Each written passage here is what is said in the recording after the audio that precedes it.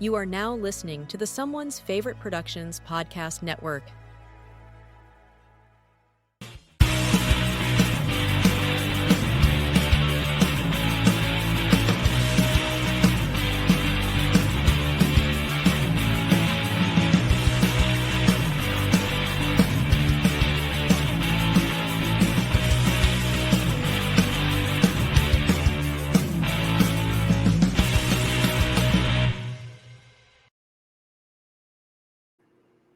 Hello, and welcome back to Reconnected with my normal monthly partner here on the first week of the month, Dr. Will Dodson, but also because we didn't know if Dr. Will Dodson was going to make it, my closest real estate wise buddy, KB from KB Loves Movies. You Welcome, could have gentlemen. just stopped at real. Yeah, that's all these online people, they're not real. They're bots, NPCs. You could have stopped at real. How's it going, everyone? This is true. Good to see you. This is Will and KB's first time meeting virtually. Yeah, I'm pretty excited about it. I don't know. 3 loquacious people in the same room. What time is this ending? 6 of our viewers just Googled define loquacious. Ooh. It's gonna be a crazy night. Posting announcements until literally about 8 minutes before the stream went live. We have almost 100 things to cover tonight. Literally, it's gonna be a crazy one. First, we got to check in with everybody, see how everything's been going. KB, tell everybody about your film journey that's been happening. Ooh. Well, first of all, shout out to our connector. Really, not only our friend, our connector, Nathan Jones over at Film Journeys with Nathan Jones. He started his, I want to say like 7 months ago, where he just weekly chronicles everything that he's watching, movies, TV, physical media pickups and all that. And, you know, not to steal a content idea, I just said, I need to start doing that because it's a lot more than just, you know, watching our disc at home. It's streaming. I still stream stuff. And it's also going to the movies. It's going to the cinema and checking out stuff there. So I started doing it this year. It's not easy. It's not easy to get into that discipline of doing it every week. You don't know anything about that, Ryan, do you? Like doing something weekly? Not even a little bit. Never heard of that. No. That Only sounds missed, intimidating. one show in 5 years? Anyway, so I've been doing that, but I did this Oscar challenge. I started the day that the nominees got announced, which was January 23rd, and I went up to Oscar night, and I got in 60 movies. Jesus. So, needless to say, I didn't want to watch a movie until like yesterday. Well, we thought we were going to talk about the Oscars afterwards, but we're probably not going to be able to get to it. So just short and sweet, how'd you feel about the Oscars since that was just this last week? It was nice that there were some categories that were hard to guess. It wasn't like going chalk all evening and just like saying, oh, we know this person's going to win, that person's going to win. A lot of people were upset with Mikey over Demi, but, you know, the substance is a real life story for some people.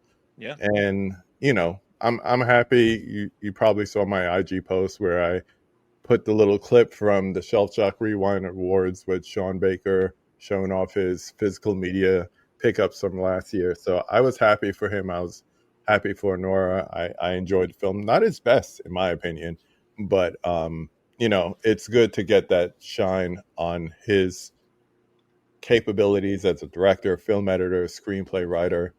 And, you know, it's exciting to see what's next, you know, besides Second Sight drop in Florida Project 4K. So that's yeah.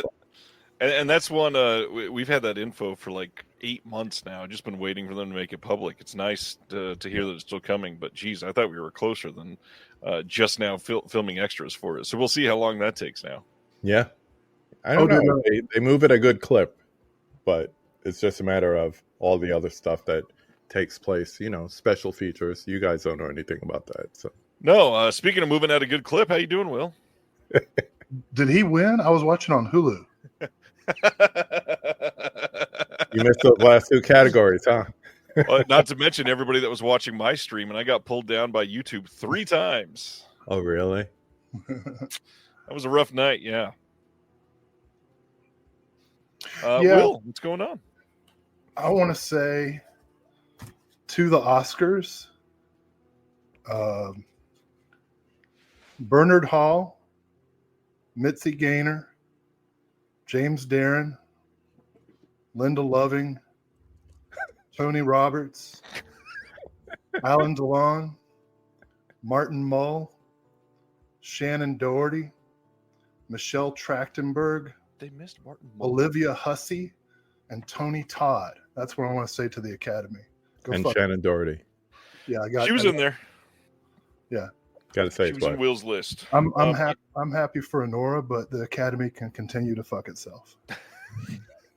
Yeah, that was kind of shocking to miss some of those. Man, they didn't even include Toby Hooper when he died. Oh, you know what? I mean, no, is it the whole? I'm happy for Honora. You know what? Let's just leave it at that. I did not watch the Oscars, as I'm sure you guessed, but I was happy for Honora. Yeah.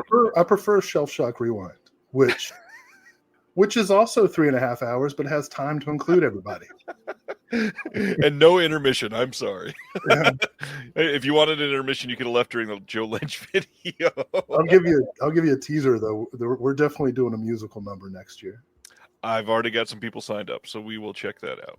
Nice. Oh, well, I guess I'm not then. I mean, I can riff with the best of them. I don't have that. Anyways, Will, you got something special you want to talk about tonight? Not anymore. Cool. KB. No, go ahead, Will. Come on. Is this now? This is now, please. Yeah. All right. Well, you'll see some stuff on social media, hopefully, in the next few days. But I'm excited to share that March 26th at the Cary Theater in Cary, North Carolina, will be a screening of Corinne Shatnazarov's Zero Grad, which Deaf Crocodile distributes, with special in-person guest Sam Deegan.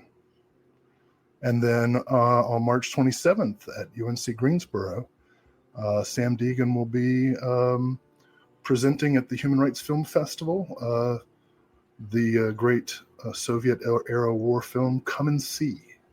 So Sam's coming down to North Carolina and doing a couple of in-person screenings, and should be a lot of fun. If you're in the North Carolina area, definitely try to come out to Cary on the 26th. I know John Daly will be there helping run things, and yeah.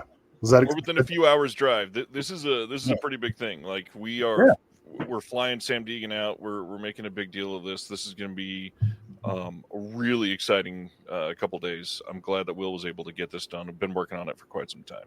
Oh, all credit goes to obviously someone's favorite productions. This is one of the producers, but all credit goes to the Media Studies program, the Women's Gender and Sexuality Studies Department, History, Political Science. Who else? The Lloyd International Honors College, and the Humanities Colloquium. It's like a lot of people chipped in to make it happen. So very excited. Looking forward to. I don't think she's ever done a theater in North Carolina before, so this will be a big one.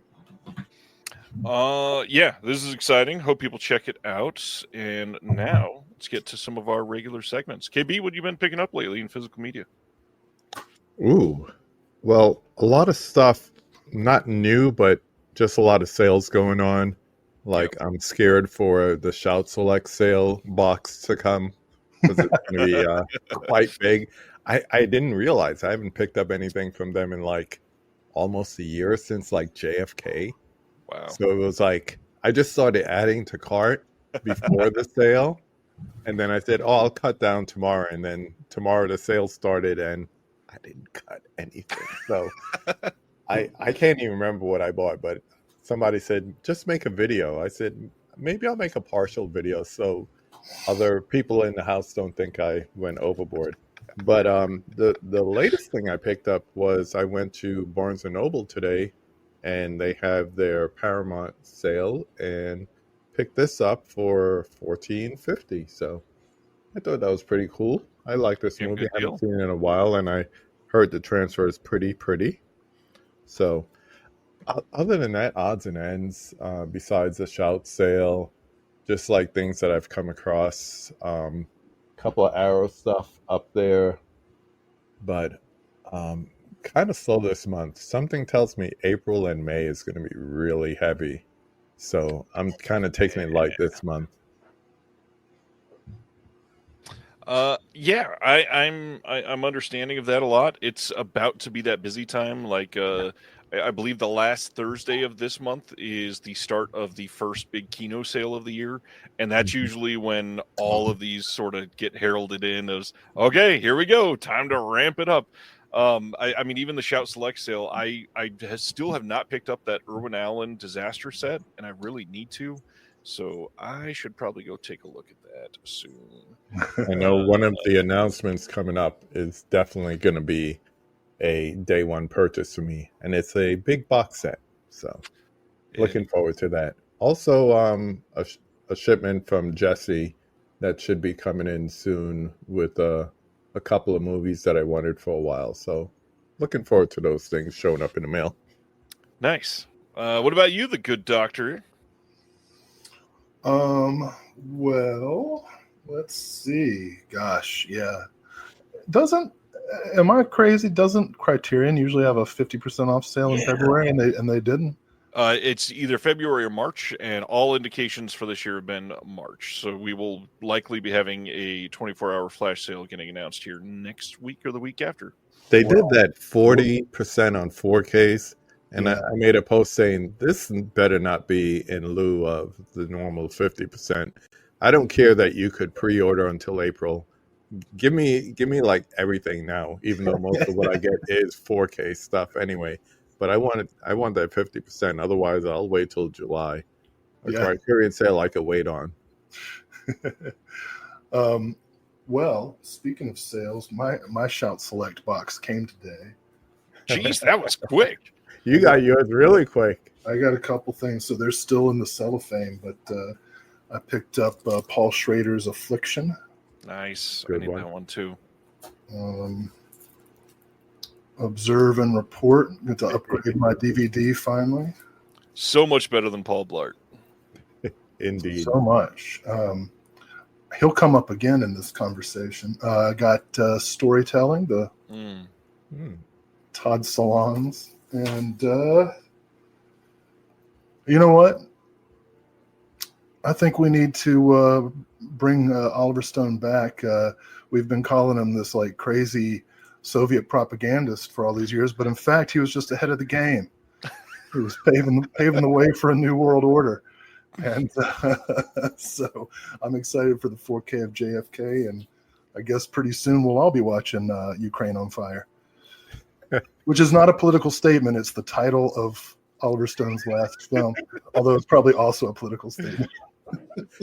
I also ordered that one. That was my reference point when I was talking about it. It's like, I still don't have this. Okay. That was the first thing that got added to the cart, and others followed. And I got one more thing I'll show. Shout out to Unearthed for the new 4K of the Guyver.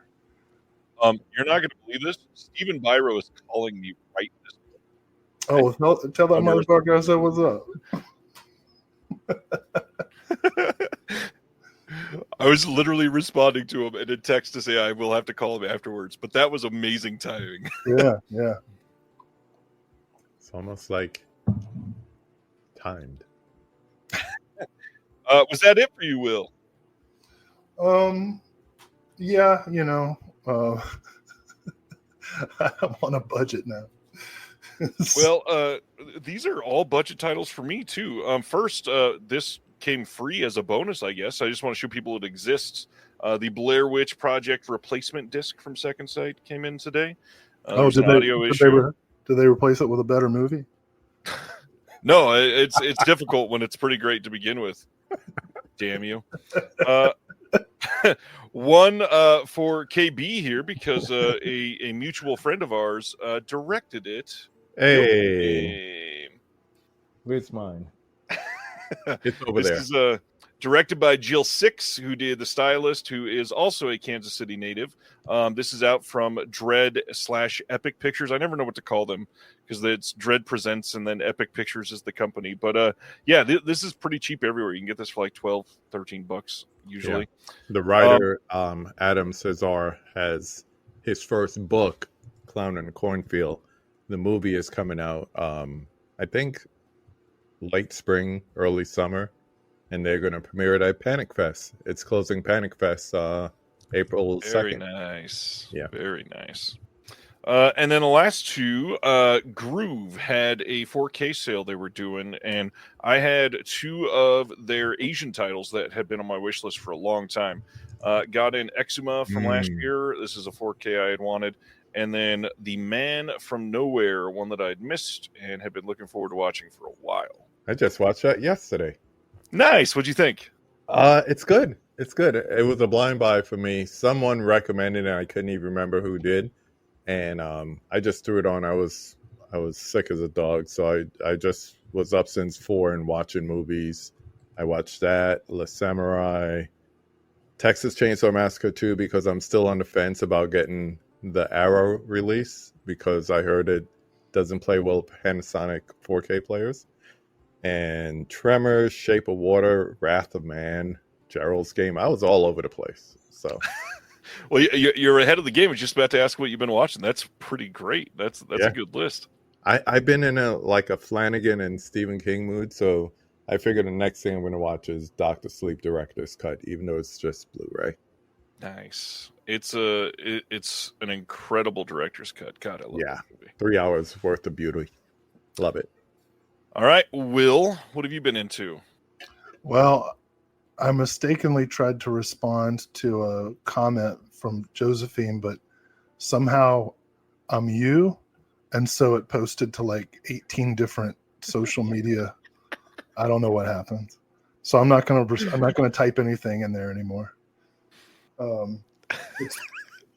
It's funny you mentioned Stephen King. I just finally overcame my reluctance to listen to audiobooks, and so I decided to. You know what? I was like, you know what? I'm gonna listen to The Stand because I never read The Stand.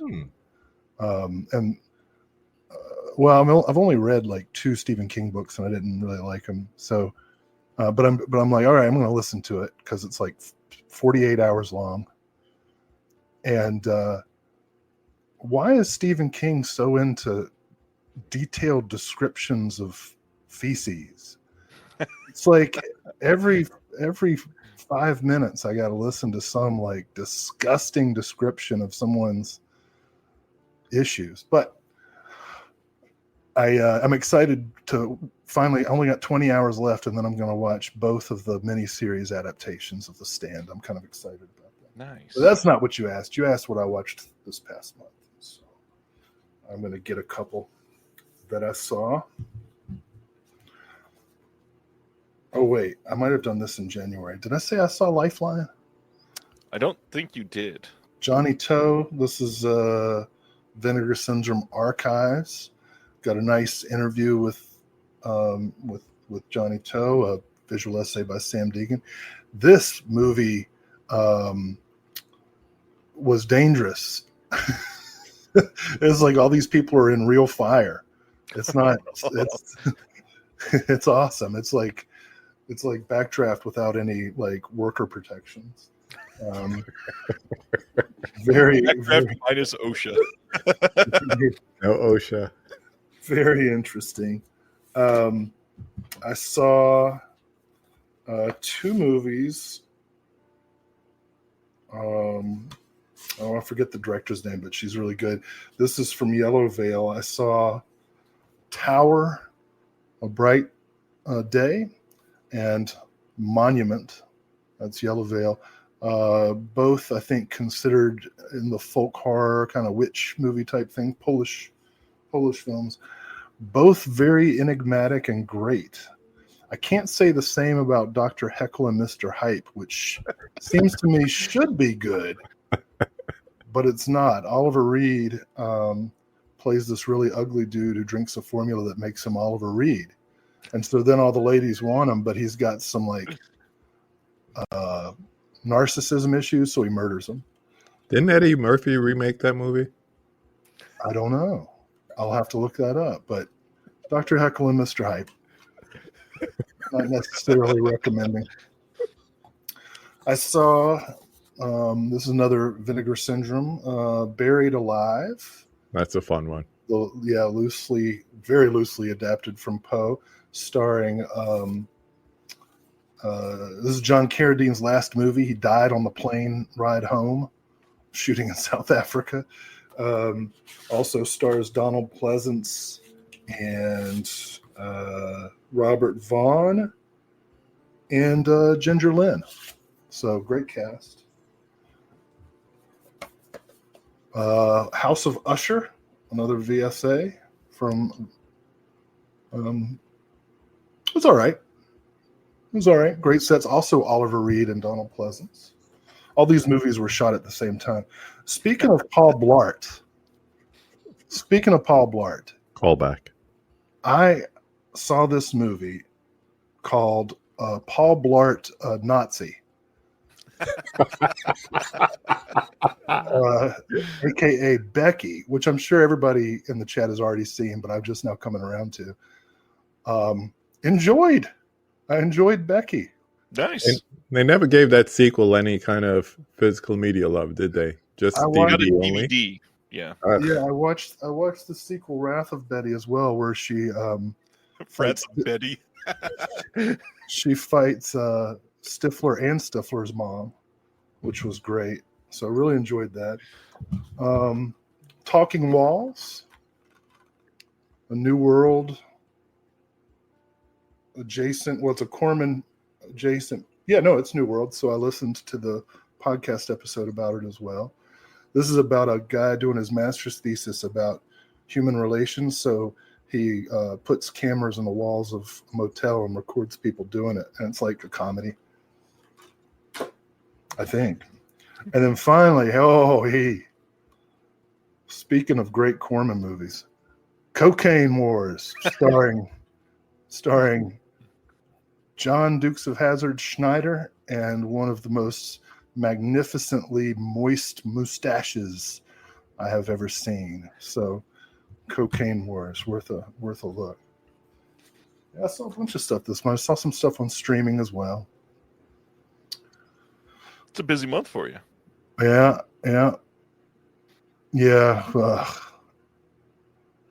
It's yeah. I have a question that one of you might be able to answer. Talking Corman, did The Intruder ever get any kind of physical media release besides like maybe DVD? Like, has it ever had a Blu-ray? I don't think it's in HD. I mean, I could easily look it up, but and have either of you? There is a no. Oh, Garage House, only. right? Is that no? Who? That's not the Corman one. Never mind. Yeah, It's with Shatner, so that's all I remember. I'm It's seeing a the listing Corman for the film with German Shatner. Blu-ray, but no idea. That's one of the movies I remember watching in film school. That, like, I think we were just going through like Corman as like a cinematic rabble rouser, and putting that out. The Stranger, I Hate Your Guts, Shame, Yeah. other titles of it. 62. Just something about that movie. It stays with you. So if you want something interesting to watch Shatner before Star Trek, check out The Intruder. A good Corman movie. Really, for this week, the things that I can talk about, the only one I can really say is I watched Henry Gamble's Birthday Party from 2015. Either of you ever seen this one? Mm-mm. This is an obscure movie. Watching this for another show that I do, and we're doing a piece on Cole Dolman, who is the star of this one, directed by Stephen Cohn, and it is literally a day in the life of a 17-year-old preacher's kid named Henry, who is struggling with questions of sexuality and has a bunch of friends over for his birthday party, and there are, I don't know, about 14, 15 different kids that show up, and the awkward mix of like 2/3 of them are from youth group, and the other third is from friends at school that are these no good atheist types, and how they mix these stories together is, always makes for some fun tension. But really, this movie is kind of incredible. It captures like the early 2000s youth group culture in ways that I've never seen any other movie get, which I know Will is scoffing, but this is a pretty big period for a lot of people. Like, this is where roll the tapes. This is where like the not of this world and like Jesus bracelets started to get super popular, and people were making brands out of just these random ass church messages that they could put on a sleeve, essentially. And to see the storylines that are always just under the surface for things like a pastor who is dealing with his wife's infidelity, or a member of the church that had tried to take a whole bunch of pills and now has like this black label on him and not being treated the same as everybody else. It is a really incredible movie. And what's funny, it's never talked about anymore. And the only thing I've seen people complain about it is it's called, it's a movie about this main character named Henry, but everyone else around him gets way more screen time and more love through their stories. And I think it's a really great way to hinge the film. I mean, its biggest star is Joe Keery from Stranger Things is in it. But other than that, it's I guess Pat Healy's in it too, who's pretty big. But it's a hell of a watch. It's a really tense, like 90 minutes, 92 minutes, something like that. It's pretty incredible. You can watch it now on Tubi. Deserves a lot more attention because it has no physical media love, and this director is magnificent at what they do. Sounds interesting. That's all I've got for those. Had a couple modern pieces of news that we should cover before we get into announcements. One is I had somebody, I believe it was Hilton earlier in the chat, say, any thoughts on disc rot? There was an article that was a little older that was making its rounds earlier this week about the Warner Brothers patch of like 2006 to 2008 titles, where discs were just plain going bad. Like a lot of the discs that were made then by Warner Brothers, you literally can't play anymore. Lionsgate had a handful of those as well.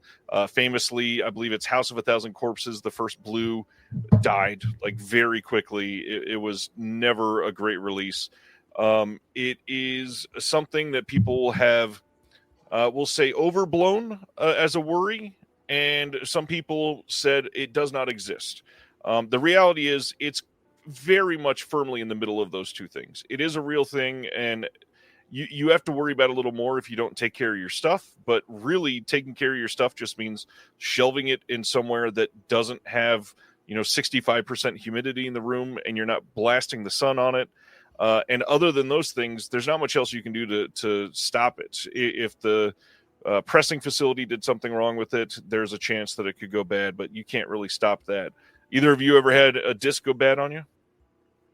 The only one I could think of is, I don't know if it's Warner Brothers or Warner Archive, Kings Row, and it was actually sealed up, and I cracked the plastic to throw it in, and I'm like, this is not loading. What's wrong? I try a different player, and then finally something said, hey, look at the disc, because I've had numerous CDs just rot to hell over the years, and turn it over and just seeing that splotch, that missing splotch of data, and it's like, wow, just had to just chuck it immediately. But yeah, I mean, out of the thousands between the DVD days and today, that was the only one. It's a damn good ratio. Yeah, I'm living with it.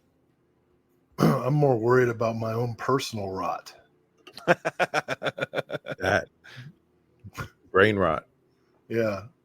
Like the fact that I'll likely be long dead before getting through the entire collection. We all have that fear. Yeah, there was some Criterions that started bronzing, but yeah, the Lionsgate ones that Sibner is talking about here, those were just showing up with that cloudy, like off coloring that you could see on these back of these discs, and usually it like starts in one spot and starts to disperse out from there. But honestly, it's not something that you need to share the article and go crack open 95 cases. The odds are a lot of them are still going to work for you. But if you've got, 5,000 discs in your collection, yeah, a handful might be bad, truly. Yeah. And I think in this age of your eBays and your whatnots and people trying to go back and look at titles that never made it to HD level, and they're going back and, buying secondhand DVDs, it's more likely to be a tendency for them than your Blu-ray collection or even something you buy today. If you just try to get through the newer stuff, you should be okay and just roll the dice on the older stuff, really. That's true. KB, last year, did you get to see Megalopolis? Yes. I went to the IMAX premiere, so that was an interesting night. So I get there, and they're streaming from New York this Q&A that was supposed to have Coppola, De Niro, and Spike Lee. Talk about three loquacious gentlemen. Yeah. And it was right before the election, so of course De Niro got political toward the end. But the one thing that I took away from this, and someone was just talking about this last week online, was Coppola talking openly about how he had to fund the movie, and he sold one of his 5 wineries. Yep. And the 200 million or whatever it is that he sold it for is what went into that movie. And this was before we started watching the movie. And then there's a scene in the movie where they're doing an interview, and they actually had someone physically go up on the stage and pretend like he was interviewing Adam Driver. I'm like, what the hell are we watching right now? And that was before, during, and after that interview scene. So my review of Megalopolis is whatever you think about it, you're right. If you think it is hot garbage, you're right. If you think it's a misunderstood masterpiece, you're also right. And you think somewhere in between, you're right. You're Probably right. correct. It's all those things and more. So, interesting bit of news today. Mr. Bill Hunt over at the Digital Bits has confirmed with Francis Ford Coppola and Lionsgate that there are no plans to release Megalopolis on physical media in the U.S. There is a God. To me, that is wild when you are Francis Ford Coppola to not have a disc pressed at all. That being said, mostly wanted to bring this up to let people know that it exists on 4K overseas. You can get that from Europe right now. You can get it on Amazon from overseas. I think Orbit has gotten a couple in. Diabolic would probably be able to get some in if somebody asked. There's a Blu-ray, there's a 4K. The Blu-rays are region locked, 4Ks are region free. That's, yeah. So, I mean, you can get a DVD of Jack. Why are they doing that?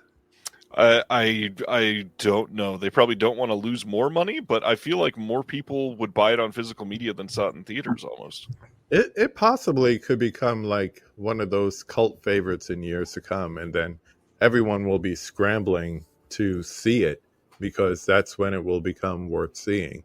But honestly, isn't it like streaming, like on-demand VOD, anything like that? Yep. So the whole thing is, it's not a matter of him caring about recouping. There you go. There you go.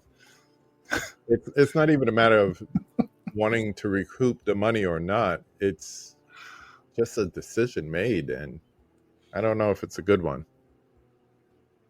Yeah, it's an odd choice. I feel like it would have been, I won't say a cult classic, but it's one of those that I think a lot of people would have picked up as a curio piece of, hey, I want to see this. I want to check it out. And it's, I mean, how many people are physical media collectors that want a complete Coppola collection? I'm going to wait until there's a box set with 4 different cuts. You'd be waiting until like 3 years before he passes. It'll be called the Ultra Mega Nanomonopolis. I don't know. The Mega Monolopolis edition. What the hell? Hey, man. Yes. There was another bit of news we forgot to talk about last month, and I want to say it to help us transition into the movies, because I think it's in a way good news. Sure. As of January 19th, after serving 50 years behind bars for a crime that he very likely didn't commit, or if he did, whatever, Leonard Peltier was released.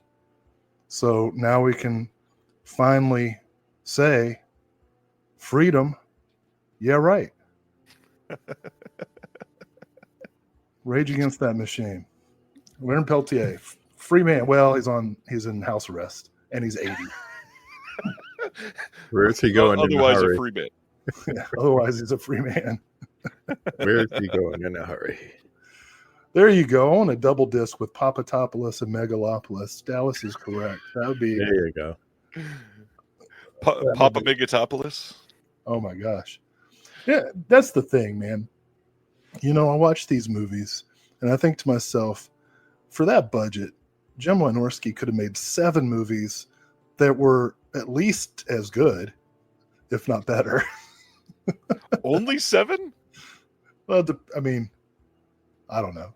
For the Megalopolis budget, he could have remade his entire catalog. I was about to say, he literally could have done like 250. All right. Like I said, we've got a ton of announcements to come out tonight. There's going to be a lot of talk around them. If you got questions, throw them in the chat. We will do our best to answer. We're going to do our best to not be here till 3:00 with just announcements. KB, I want to say how nice it is to meet you. This is going to be a marathon. I know we can do it together.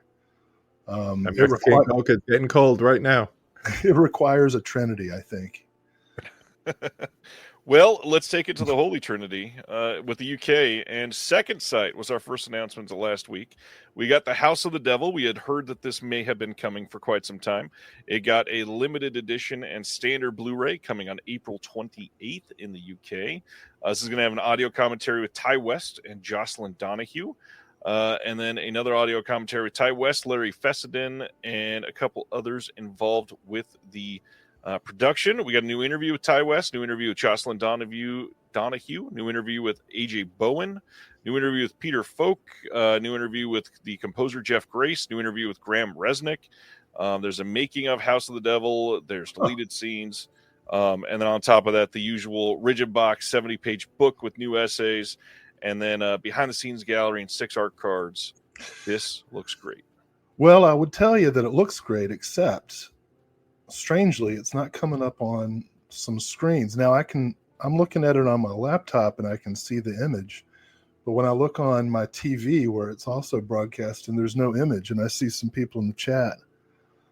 They're seeing our faces, thank goodness. I'll try it again. But they're not seeing the film art. Let's see. Is this working now? There's a lag on my TV. Delay. Yes. All right. I don't know what just happened. It literally looks the exact same for Will and KB and me. Yeah. House of the Devil. How do we feel about this one? I like it. I think it was a nice foray into learning about Ty West and everything. I'm away from the chunky boxes. I kind of did away with them for the most part last year, especially with the Second Sight releases. So the content is going to be where I focus on for this, but I definitely want to pick it up. Have you seen this one, Will? You'll need both hands to pick it up, but it might be worth it. Yeah, I've said before, and I'm not trying to start a fight with anybody, but I'm not a Ty West aficionado. I think his movies look terrific and have a lot of interesting things in them, but for some reason they just don't They don't work for. I love Larry Fessenden. I think Ty West is a. Actually, there was one Ty West movie I liked. It was like a super low budget handheld movie about some guys who go for a hike and a sniper just starts shooting at them randomly. What was that called? I liked that one. So House of the Devil, no, I probably won't pick that up, but it does look like a great release. Yep. I've been waiting on a good one for this. I like this movie quite a bit. And they also announced the Coffee Table. This is also coming on the same day in a limited edition and standard Blu-ray in the UK. Now, what's interesting, they announced that they were doing this the day after the OCN release came out a couple months ago. And they'd announced that it was going to be a 4K release and then revealed it is only a Blu-ray. So some people were a little betrayed is probably too strong of a word, but we're kind of questioning why that happened because they passed on the OCN release and waited for this when they may have saved some money and gotten the OCN release. That being said, this is coming with a new audio commentary by Zoe Rose Smith and Amber T. Both of those do great work. Want to highlight that. New interview with the director on this one. New interview with the actor David Pareja. New interview with the actor Estefania de los Santos. New interview with the DP Alberto Morago. I had seen this movie. Oh, I totally should say this has a 120-page book coming with it as well with the art cards. I've seen this movie. Have you, Will? I feel like you had seen this. Did you check it out? No, I picked it up for the Erica and Lance commentary. Wait, was it Erica and Lance? No, it was just Erica, right? No, it's both of them. Both of them? Okay, yeah. But I haven't watched it yet. I'm glad that this edition takes Coffee Table literally. This is a Coffee Table release. Trigger Man, by the way, that was the Ty West movie that I liked. See, I've not seen that one. He put out like 2 or 3 before House of the Devil, and I've not been able to see. It's funny. I guarantee you that anybody who likes Ty West on here, who watches Trigger Man, will not like Trigger Man. But it looks like there are several people on here who are not Ty West fans. But yeah, Coffee Table looks great. I'm super stoked for the Erica and Lance commentary, so I'm sticking with that edition. Did you see this, KB? I did not, and a lot of people are telling me it's a little disturbing. So I'm like, in what way? I'm intrigued, but I didn't know about the other release. So this might be something I pick up down the road, or at least see if I could come across it another way before getting the physical media. Remind me, and we'll talk about it. They got Erica on there, so you got a pretty good idea of how it's going to be disturbing. She's got a calling card at this point. All right, then TerrorVision unveiled out of nowhere last Friday that in April great. There is a box set coming called Shoestring Slashers Volume 1. It's going to include Phantom Brother from 1988, Beware from 1999, and Basement Jack from 2009. All 3 of these movies have a bunch of special features on there. We've got Phantom Brother is a new transfer from the 1-inch master tape for the first ever disc release in the whole world. Got a couple new interviews. There is behind the scenes photo gallery, new subs on this, and I can confirm there will be a commentary on this disc that is happening pretty much as we speak over the next couple days. Had a call about that one today. The next title is Beware from 1999. This one has a transfer from the original tape master. It's got 2 commentaries on there. One, a director commentary. One, a commentary watch party with the cast and crew. Making of Doc, a gas station tour, memorabilia unboxing, and more. And then Basement Jack from 2009 has a brand new HD transfer, commentary with Michael Shelton and Tiffany Shepis. Interview with Michael Shelton, interview with Tiffany Shepis, trailers, and then working on some more special features for that one as well. This is limited to only 1,500 copies. It's going to be in a hard box, and we are unsure if this is going to get a standard edition afterwards. Usually the deluxe box set titles, those for sure get them. This one is not confirmed yet to get one, but we are going to work on it. This is pretty cool if you like low-budget slashers. I'm very excited about the supplemental features, especially for Phantom Brother, which I guess we'll talk about in a couple months. But yeah, so were the and Tiffany Shepis, of course, is a national treasure. Yes. I wish you would run for office so that I could waste my vote on her. All right. That is Shoestring Slashers. Any thoughts, KB, or should I continue? No, I like slasher movies, but this would be an interesting trio of movies to check out for sure. Well, and I guess before I change the picture of the next one, really should point out that this is a pretty sweet deal. This is less than $50, but the big thing is if you are a subscriber, you get this as one of your slots. And depending on the title amount that you subscribed at, even if you subscribed at 10, which is the lowest, you're getting this whole box set for $22.50. Wow. That is insanely cheap for this. That's like Slashers on a shoestring. There you go. I mean, $7 for a movie like this is pretty great. That's a shoestring price. Mm-hmm. Yeah. TerraVision is exploding in 2025. I'm in a good way. This is super duper exciting. All right, moving on to Arrow announcements. First one, May 5th on Blu-ray in the UK is I Will Never Leave You Alone. This is from 2023. This one is going to have a newly filmed interview with the writer and director D.W. Meadoff, scene select commentary from the writer and director as well, 3 short films by the writer-director, a reversible sleeve, of course, and then a booklet with new writing by Olivia Nielsen. KB, I feel like this is one you might have seen. Did you get to see this one? I keep looking at the title. It looks and the premise sounds very familiar, but I don't know. I don't remember if I saw this or not. I may have, but it not too memorable if I can't remember if I saw it or not. That's what I keep looking at. I keep looking at the images on the covers there. It seems so familiar, but I don't think I've seen this. Yeah. I don't know. I've got kids, so I have no need to see it. I already know what it's about. Did he do that? All right. Next one, we got details on For a Few Dollars More, which is coming on May 26th on 4K and Blu-ray in the UK. that should be what Arrow says to us. You know, for just a few dollars more, you can have the 17th upgrade of the Dollars trilogy.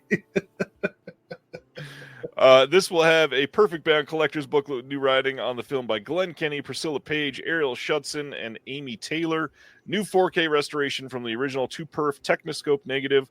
It will have Dolby Vision. There is going to be commentary by Sir Christopher Frayling on this, commentary by Tim Lucas. There is going to be a second disc Blu-ray of extras with new interviews with Fabio Malelli, with Mike Malloy, with Giuditti Simi, the daughter of the set and costume designer, with the editor Eugenio Alabiso, with the guitarist Bruno Battisti DeMario, with the singer Ada Delorso, with the Morricone biographer Alessandro De Rosa, new visual essay by Lovely John talking about the soundtrack, a career-spanning hour-long interview with Sergio Leone, never released in full before, some archival featurettes, and a whole bunch more that were just way too many to list. This is easily going to be the definitive release of this film, blowing the Kino release out of the water. I'll tell you one thing. With all those interviews, I'm glad everything's shot super widescreen to accommodate the gesturing. There's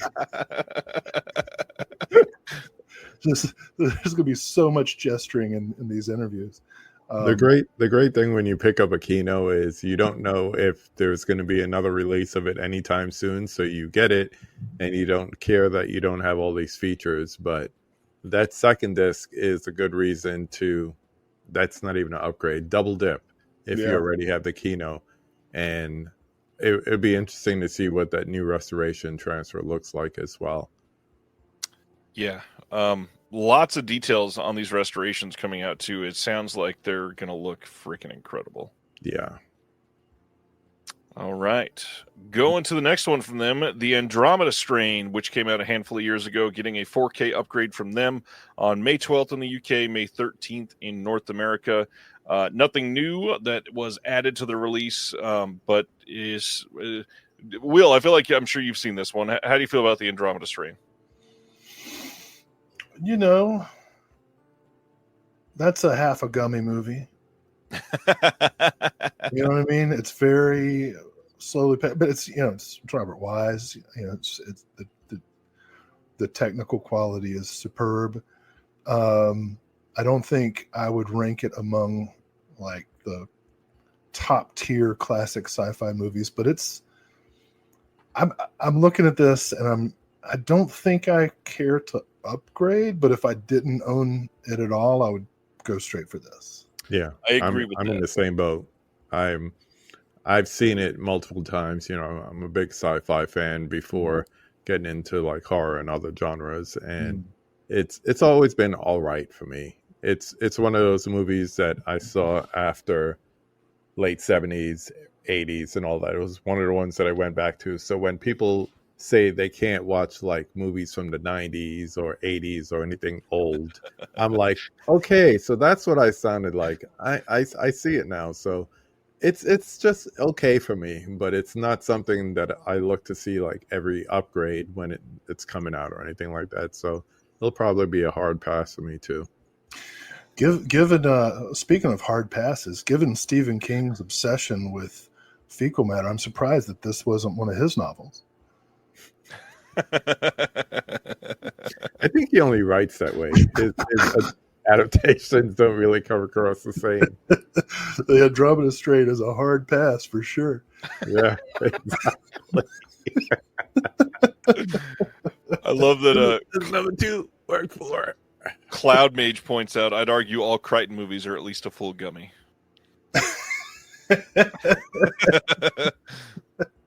That's how we need to do the rankings. Now that I'm fully into middle age and got my prescriptions, I'm like, that's a.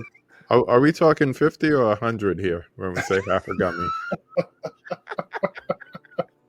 Because they're not talking gummy lifesavers, right? Oh man. Well, a lifesaver of a sort. In a way, yeah. I know we had all the usual stuff, but I also want to point out it's been 53 minutes and this is the 6th announcement. Well, I don't know what you were thinking was going to I'm happen. going to need that Mexican Coke. I know it's going to be a good night. That's all I know. All right, so going to number 7, more Arrow. Jason Goes to Hell, getting a 4K release on May 19th in the UK and May 20th in North America. Yet another Friday the 13th upgrade. This is going to have the theatrical cut and the unrated cut in 4K. It's going to have a reversible sleeve, double-sided artwork by Gary Pullen, who is great. We've got an illustrated collector's book with new writing on the film by J.A. Kurzweil. We've got an intro to the film by Adam Marcus, new interview with the special makeups effect creator Robert Kurtzman, new interview with Julie Michaels, new interview with Harry Manfredini, some archival stuff on that first disc, and then disc 2 has a new commentary with Michael Felsher and Steve Barton on the unrated cut, and 2 archival commentaries. Lots of stuff coming on here, though. They're trying to make it a definitive release. I'm glad they figured out something to do with the New Line movies, because, Paramount is just going to push their own. I don't think, like, anyone who has the Blu-ray set from Scream Factory, hold on to it. I don't think you're ever going to get the 4K version. They stole from Peter to pay Paul to make that box set, so I don't see it ever getting an upgrade. But this Fredhead here wishes he was more of a Jason fan. The most I could say for this is at least they are, doing the cover art similar. But it'll stay on the shelf for me when I go to Barnes and Nobles. Nah. Will, you just did a watch through on all of them. Are you upgrading these to 4K? I don't think I'm going to upgrade any of the Fridays. I like them scuzzy in the early days, and I don't really care for Jason Goes to Hell. Well, if Jason Goes to Hell isn't enough, let's jump all the way to space. I do like Jason X though. with Jason X from 2001, also coming on 4K on May 19th in the UK, May 20th in North America. This is going to have a 4K presentation with Dolby Vision. You got a new commentary by Michael Felsher and Steve Barton on this one as well. Some archival commentaries, and then a new interview with the composer, Harry Manfredini. Making of Jason X, an archival doc. There's a whole bunch of archival interviews. There is a lot being thrown onto this disc. And then, of course, that double-sided poster, which, if you like the art, you like the art. If not, I understand how this could look very cartoonish. Yeah.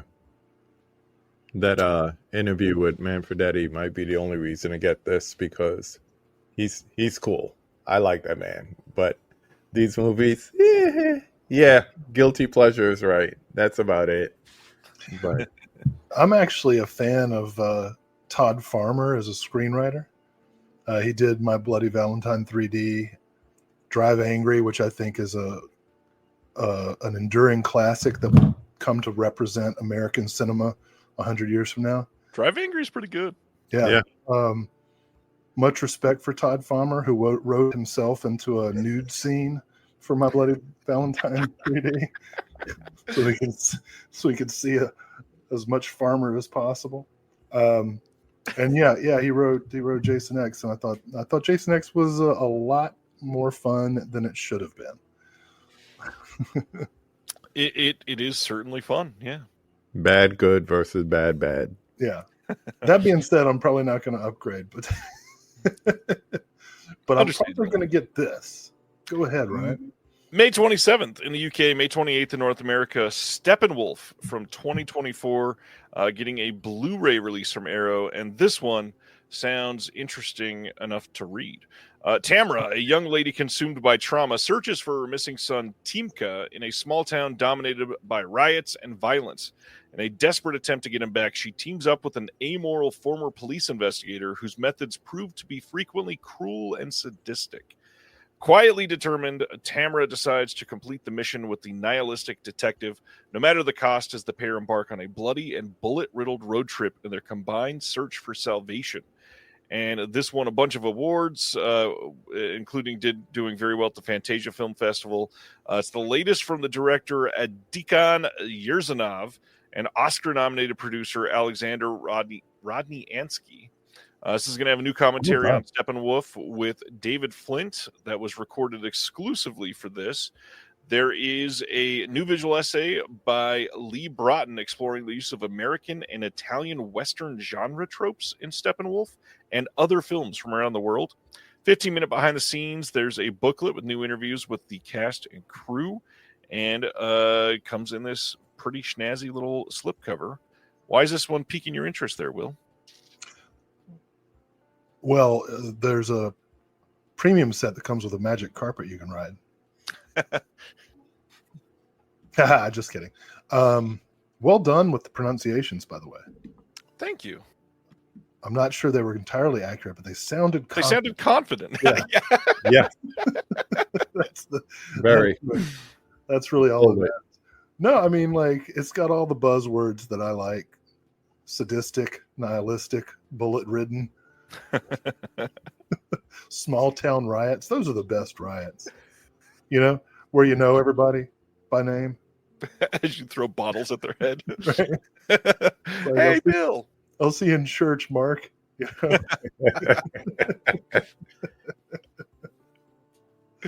Oh man. Yeah, this looks like interesting. Same. I think so too. You know, I'll throw out we laugh about Arrow's upgrades to some of their stuff, like the Friday the 13th things, but honestly, some of the best stuff that they put out are these little indie films that don't get love from anything else. This is where The Stylist came out. It was just an unknown movie for a lot of people when that first got announced.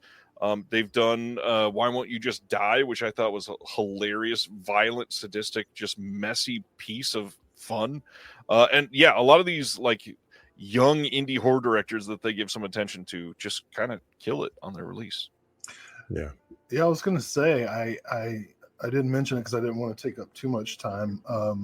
But whenever Arrow has like a sale, I look for what's on deep discount, and I'll blind buy some of the indie movies that I've never heard of, just because they're cheap enough to where if I don't like them, I can get rid of. So I picked up a couple of unknown indies this month. The Comic, I got The Stylist, and then I got this movie called Waterworld in 4K that I'm interested in checking out. Little indie film, yeah. Yeah, I heard that had a small budget.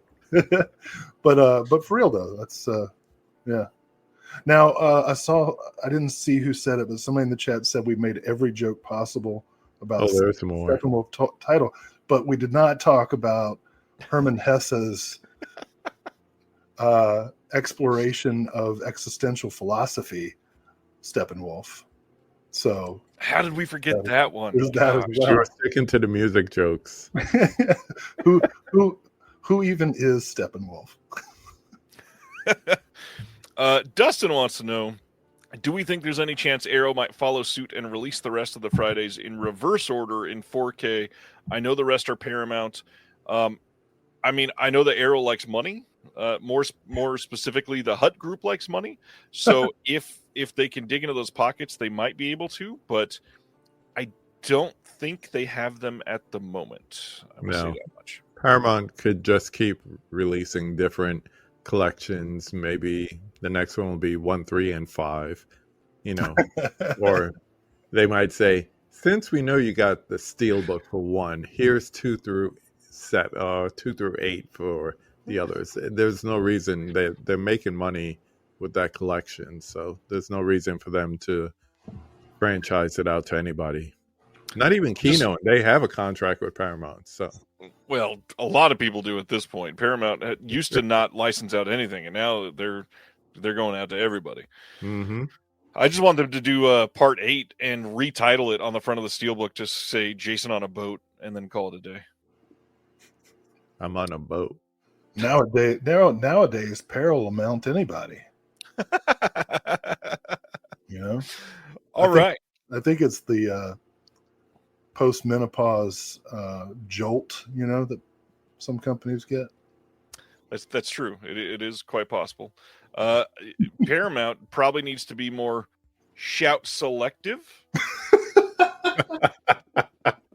Did that work? Shout selective? I think it did. The Shout Select sale is now live, like we were talking about earlier. You can still shop this sale until March 10th. And I know that a lot of people, including myself, have done a lot to, what's the most polite way to say this? Shit all over these Scream Factory sales that they have. This is one of the sales that is actually pretty decent throughout the year. The Shout Select sale is very specific to that line that they have. And because of that, they're like, hey, let's give you, on some titles, really great. Like, this has been in our warehouse for 6 years, so you can get it for 60% off. There's some titles that are just barely over $10. It is great. And if you are looking at something that's been in their warehouse for years, now is the time to get it, because Amazon doesn't even match a lot of these prices. I will say this. If you are going to do that, put up a window side by side with Amazon, because you'll start going crazy saying, oh, wow, look at this. Bill and Ted trilogy is $60 instead of $100. And then you'll pick something just because it's like $15.99 or $16.99 and come to find out it's cheaper on Amazon. So do a little price comparison as you go title to title. That's a good point. We do criticize this particular company a lot for their tastelessness. And I do want to commend them for not titling this JF4K. as another company might have done. They kept it classy. That's probably one of the best sales in there, is getting that JFK set. Yeah. I think it's like $36 versus like almost 60 when it first dropped. So almost 50%. The other thing I'll say, for those that don't know, there is an active code right now. If you do shout in all capitals with 10 after, with no space, you should get 10% off of your order on top of the sale prices. Now he tells us. KP, it was in the Discord, and you're in the Discord now. Damn it. I didn't look at that thing. It took me a week and a half to finally get in. Yeah, I'm just glad we got that worked out. Yeah, good point from Corinne. I'd rather give money to Shout, though, than Bezos. Facts. Sibner, they don't allow discount stacking, but this is not, you're only putting in one code. The price is the sale price. The sale is not a discount code. Next up, Wellgo USA putting out Harbin on 4K and Blu-ray on April 1st. This is from 2024. It says, in 1909, several years after Korea is forced into becoming a Japanese colony, freedom fighters plot the daring assassination of Japan's prime minister during their quest for independence. And I have a feeling this movie is probably incredible. I really need to see this. They have been killing it over the last couple of years with their output. This sounds great. Yeah, I will say, you mentioned this before. Yeah. And this is a Wellgo title. And I've heard just from, people who saw it indie that Harbin looks great. So I could imagine that the 4K transfer is going to look great as well.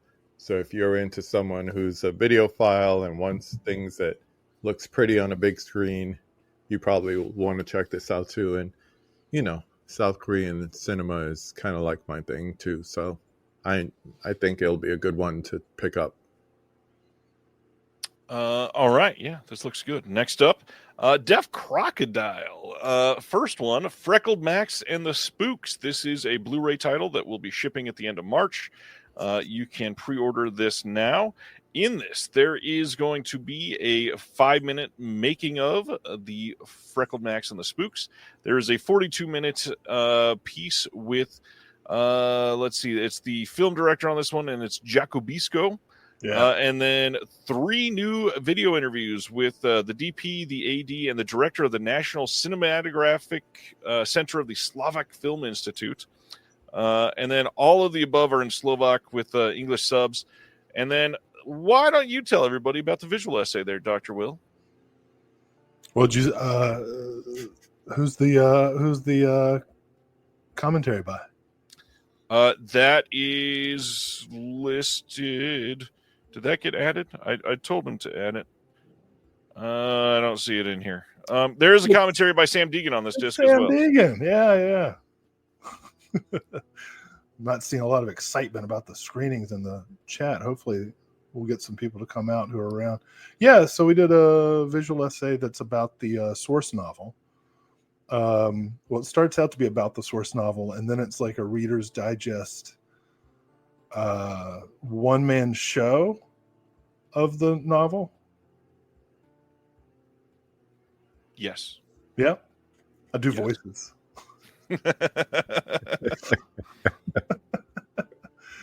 Yeah, it's a lot of fun. This movie is so much fun. The fact that we did something for it has nothing to do with my recommendation. It is a ton of fun and worth watching. What's the most interesting part about this is they made a mini series and then took a few episodes of the mini series and crafted that into a narrative feature, and it's so much fun. Think of this as like a comedic take on all of the Universal monsters wrapped in an adventure tale, and it's just really great. And there's this little piece on the art here.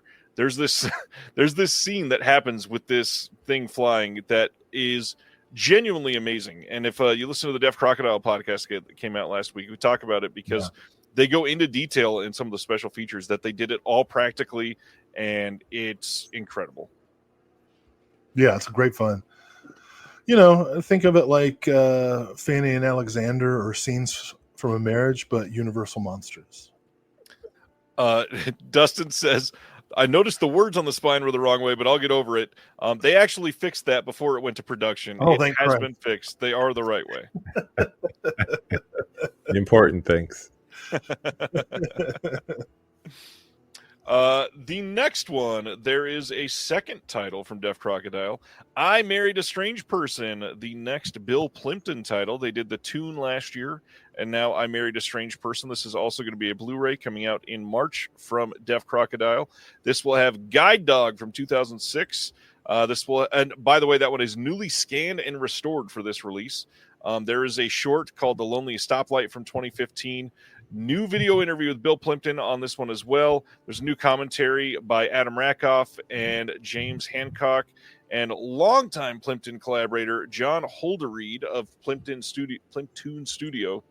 But the big thing here, I love the names associated with this. There's an introduction by Patton Oswalt. Chris Miller of Lord and Miller, who did the Lego movie, also does some writing on this. New essay by Walt Shaw, of course, and then David Levy is writing on this as well. Patton Oswalt was a part of the Loneliest Stoplight short, which is why he's involved. Incredible. Bill Plimpton's amazing. I can't wait to hold this.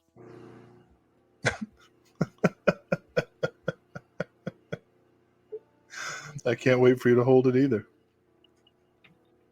Okay.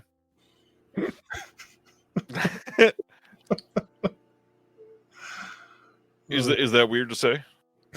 It was just a sentence that was unusual. It's fine. I mean, that's literally what you're going to do. Cool.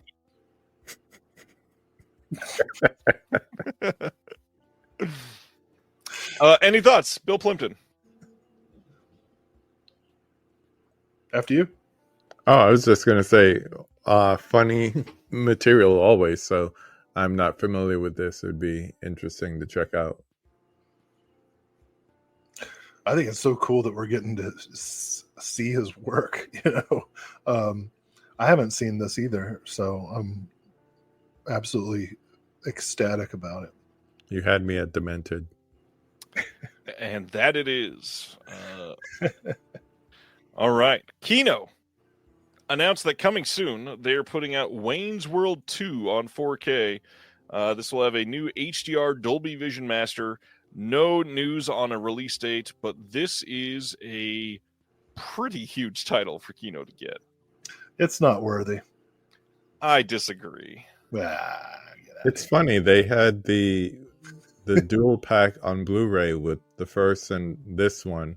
Then they did the 4K of just the first one, and they give 2 to Kino with that same Paramount deal that I was just talking about before. Mm-hmm. So It's interesting. Are they talking about features? I mean, they'll probably get a commentary. Who knows? And archive stuff, maybe. Yeah.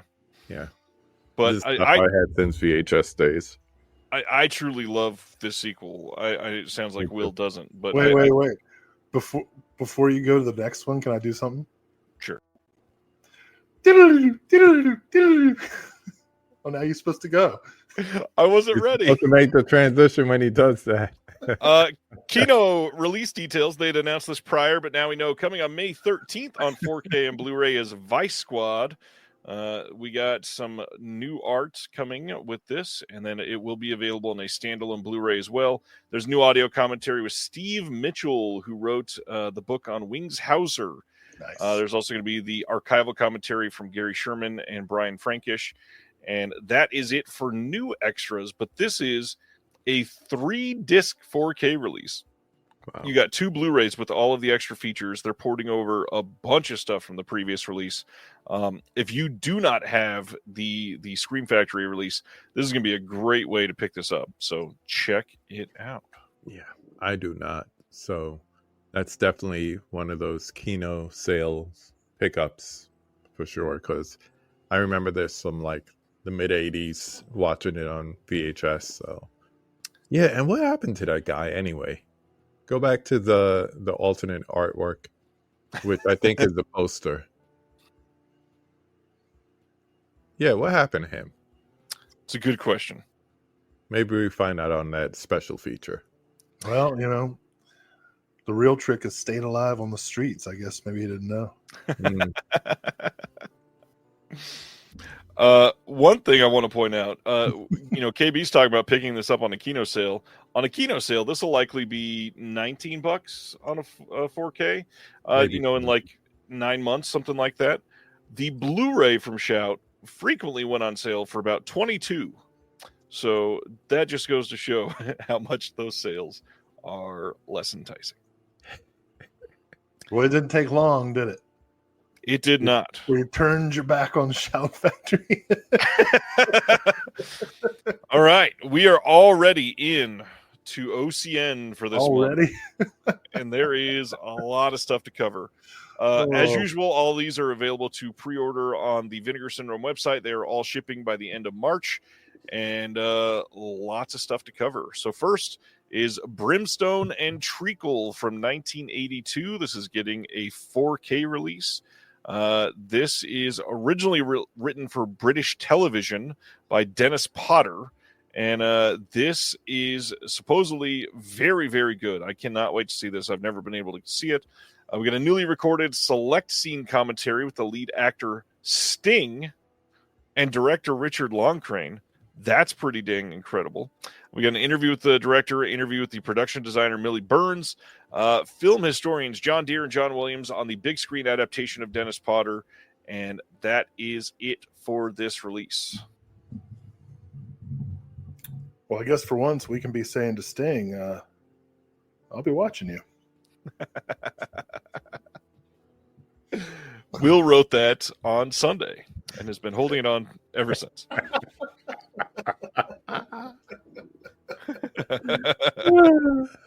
I prep all month. For titles announced 5 days ago. That's pretty amazing.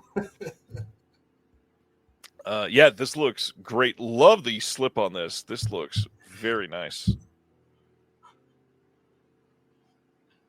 All right. Next up, what a way to follow that up. Blu-ray release, double feature of Devil Fetus and Her Vengeance. These are two Cat 3 titles. I don't know which slipcover to leave it on. Cat 3 titles. We got newly color graded and restored by VS from Studio Supplied Masters. Commentary on Her Vengeance with Bruce Holacek, art editor, and Ryan Smith. Commentary on Devil Fetus with Travis Woods. There is an interview with one of the actors on Devil Fetus, a visual essay written and narrated by John Charles. There's a visual essay by Sam Deegan on Category 3 rape revenge films. There is an alternate Crime Doesn't Pay ending for Her Vengeance and a 20-page booklet with an essay by John Charles. These are both getting 88 Films releases, but now you can get both of these in one double feature announcement from Vinegar Syndrome. Just based on the titles, I assumed it was a biopic of my married life. But it seems like it's something else. Will, you should hold your microphone closer to you when you sit back. Like this? Yes, that is better. KB, any interest in Cat 3 Devil Fetus?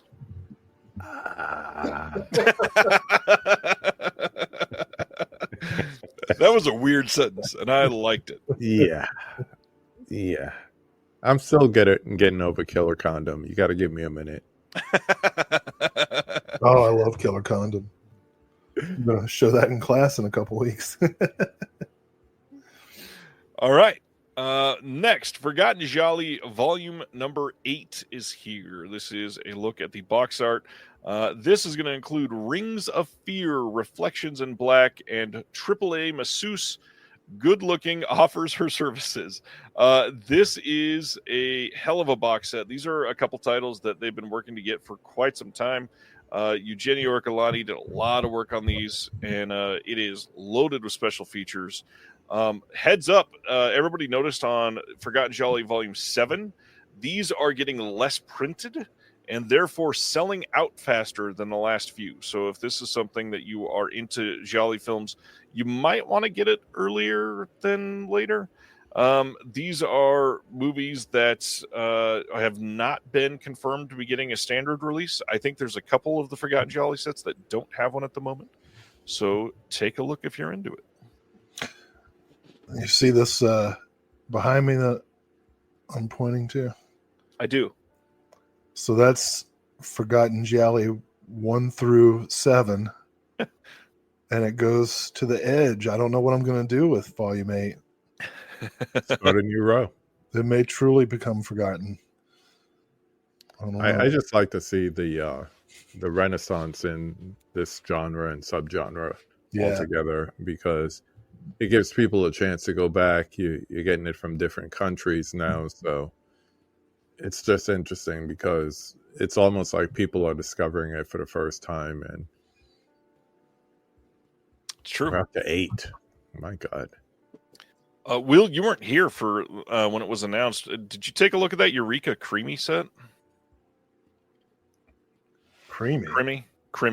Yeah, I it did sound like you said creamy. I did. It didn't sound like it. I absolutely said it. I was talking about the After Effects. Sorry. Well, but before we go, like half of these Forgotten Gialli are Spanish. So shouldn't they be like Forgotten Amarillo? Amarillo. Yeah, you're not naming a city in the Southwest. Sorry. Amarillo. I'd like to have a fajita.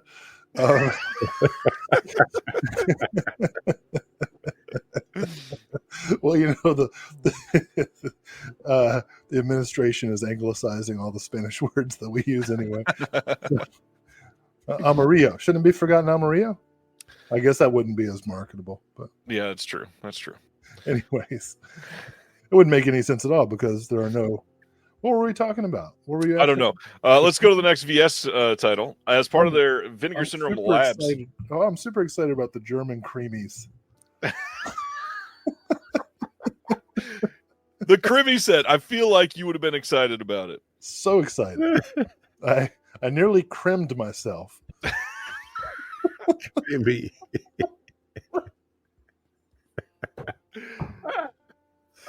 Oh, man. Well, the Vinegar Syndrome Labs line is putting out The Belly of an Architect from 1987. This is a Peter Greenaway film starring Brian Dennehy, which many people think this is his best performance. We get a commentary on here with Eugenio Ercolani and Troy. Sorry, I'm just so used to saying Troy Howarth after that. Tony Strauss. There's an interview with the editor John Wilson on Peter Greenaway and The Belly of an Architect. There's an interview with architect Gianpaolo Ercolani, which, if I remember right, is Eugenio's dad, which is awesome. No way. Yeah. This is an excellent looking release. Crazy that they got a Greenaway title. Yeah, what do you think? That was one of the 3 OCNs I ordered day one. So there's my endorsement. All right. Next up, the Cinematograph right now is Last of the Red Hot Lovers from 1972. This is with Alan Arkin and Sally Kellerman. This is going to have a new audio commentary with Nathaniel Thompson and Howard S. Berger. New video interview with the actress Renee Taylor. There is a visual essay by Matthew Zoller Seitz on here as well, and then new text essays by Drew McWeeny, Chris Shields, and Justine Smith. I have heard this is amazing, and I definitely need to see this. Yeah, I guess I'm super happy with the titles that Cinematograph is putting on their imprint, because it's all like forgotten, underseen, underappreciated now, like films that were well received at the time, but not didn't get the home video love. The chunky to borrow KB's word, the chunky size boxes are a pain in my ass, but I love the releases. It's all about that packaging. Yeah, I mean, shelves are not. There's only so much adjustability. Yeah, I need another one right now. This is cool because I remember this as, like one of those movies that was probably pretty popular when it came out. Neil Simon play anything coming off Broadway like that gets an adaptation and opened up for cinema usually did well. So, yeah, but you're right. All those movies that you don't see people talking about, the line is doing really well at highlighting it and giving it some love, putting it in pretty packaging. So, yeah, this looks pretty cool. Sure does. All right, going to our next one. 38 Special, getting a Blu-ray from the DeGausser video line. This is from 1992, and looks like a fun release. This is Mexploitation. It is directed by Miguel Angel Martinez, aka Miguel Marte, aka Angel Sancho. We've got a newly transferred, restored from the best surviving tape master, commentary track with Pedro Panero Gonzalez, and then a interview with the director as well. I need to see this. This looks pretty damn fun. Well, you want to order it now while the tariffs are delayed. I watched the trailer for this and was like, oh my God. Okay. I don't think I've ever seen a Mexploitation movie. Yeah, me neither. So interesting in comparison. Very interesting. This would be one. Yeah, you've seen like Santo movies and stuff. Yeah. Touche. But no, this one, yeah, not like this. This one's more like a Mexican Dirty Harry. Well, with the. Oh no! I mean, it's not Dirty Harry. It's more like a Charles Bronson type of movie. It's like if Dirty Harry was a telenovela, and with the same kind of budget. How about that? See. That's based on the trailer. I haven't seen the whole thing, but I will. It was not one of the three that I ordered in the first wave, but I definitely want to check it out at some point. Excellent. Then, of course, handful of new merch. They've got the saber-toothed tiger skull shirt. They've got a new variant skate deck if you're into picking up multiple skate decks, I guess. There's also this new Cinematograph shirt, which is a decent design. And then they've got this sticker that they did for Cinematograph as well. I want the skateboard design on a shirt. I got to ask. Pretty cool. I want to ask the chat, how many people in the chat actively skate? Because I was under the impression, I mean, I think a lot of people in the chat are still young, but not like going out to skate young. You know what I mean? Does anybody out there skate? Anybody out there? A lot of ex-skaters still collect boards and like hang them up like decorations and stuff. So I would see that more in the line.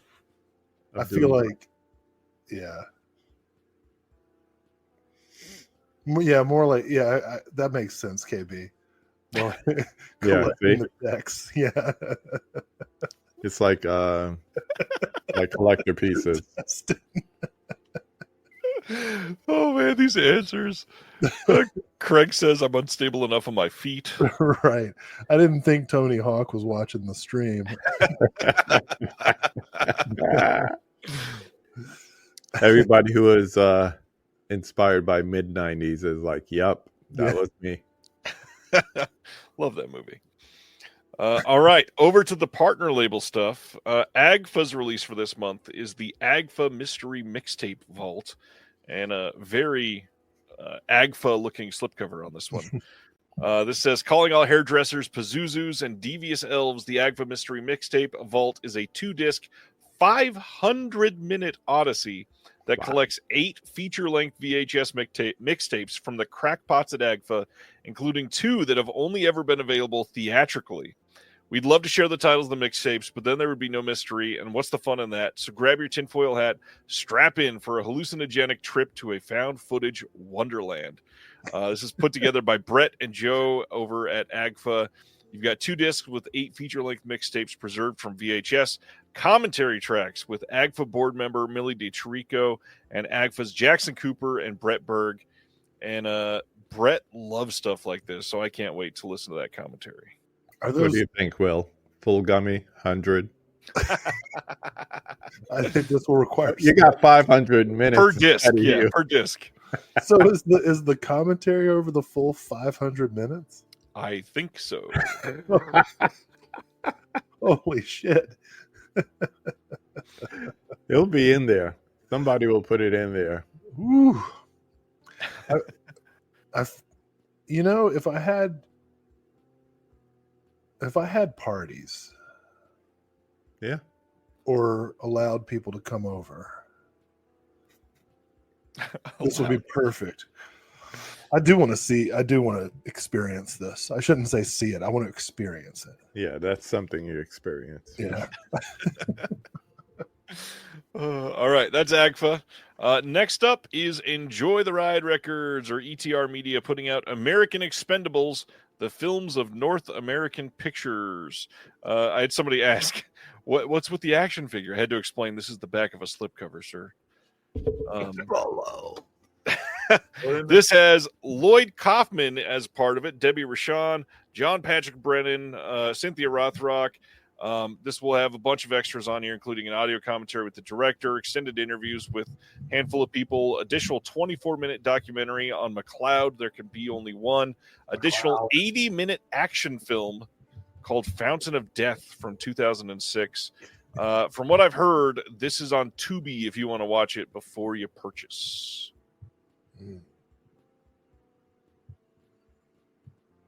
Mm-hmm. And silence. No, I definitely want to see that. I don't know if I want to purchase it, but Tubi wish list. Yeah, put it on Tubi first. They are getting a release from Shudder of Birth Rebirth from 2023. This is starring Judy Reyes, and I remember seeing the trailer for this and wanting to watch it. So now I will finally get the chance. This will have a commentary with Laura Moss, who is the director and co-writer, the exec producer and co-writer, Brendan J. O'Brien. This will have Marin Ireland on there, Judy Reyes, and then the medical advisor, Emily Ryan. There is a making of that is called Medically Squeamish, a 40-minute doc featuring new video interviews with a bunch of people from the film, and then a booklet with an essay by Katie Walsh. KB, have you seen this one? No. I do remember seeing that title on Shudder, though, but no. The medically squeamish part kind of has me like, like, interesting. Not just excited? No, a little interesting. I added this to my queue, so I'm going to watch it first, but it looks medically interesting. Yeah. Silent Mandible. I wish I had hands as big as Vinegar Syndrome, man. I'd like to palm a Blu-ray. That motherfucker can palm laser discs. That's true. He's not even struggling, and he's got 3 fingers all the way across the other side. Next up is from Canadian International Pictures, and that is a Blu-ray release of Cannibal Girls from 1973. We got quite a cannibal theme this month. This says, during a winter road trip, young couple Cliff and Gloria get lost to make an unplanned stop in Farnhamville, Ontario, a snowy small town known as the Friendly City. When they hear the legend of 3 local women with a history of murdering men, they playfully investigate. But to their horror, it seems the killers are still active, police and other locals are complicit, and they're all feasting on the victims. When the cannibals develop an appetite for Cliff and Gloria, they race to get on the road before they get on the menu. Scanned in 2K with the new color grade and extensive dirt and damage repair.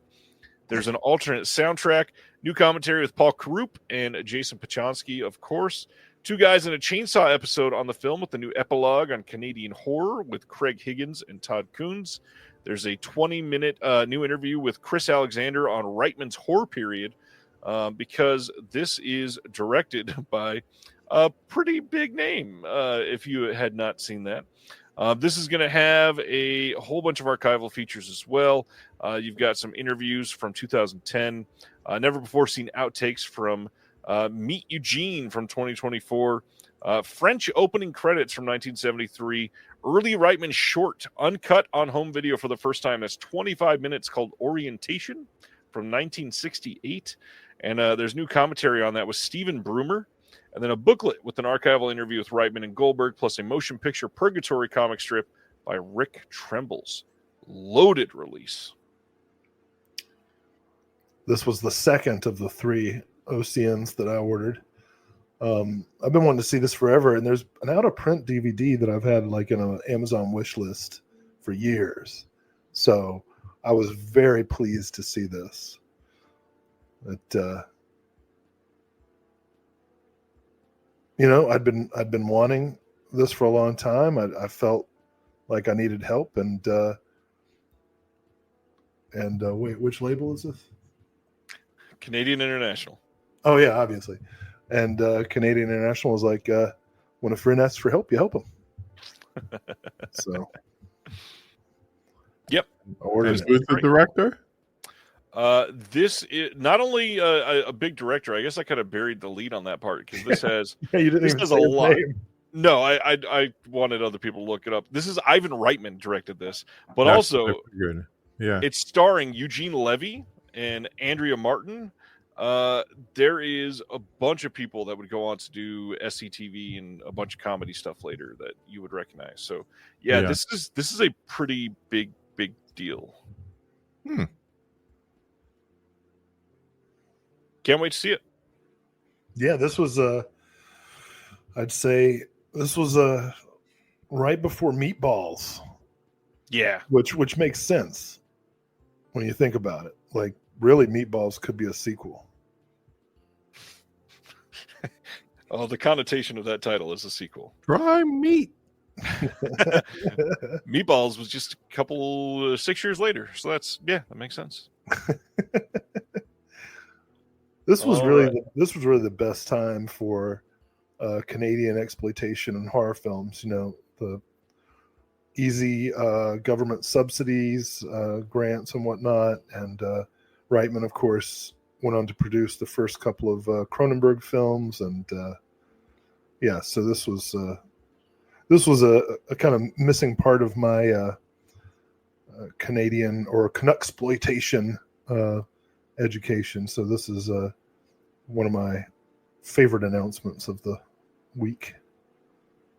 Yeah, there's some good stuff here for sure. Ronnie's funny.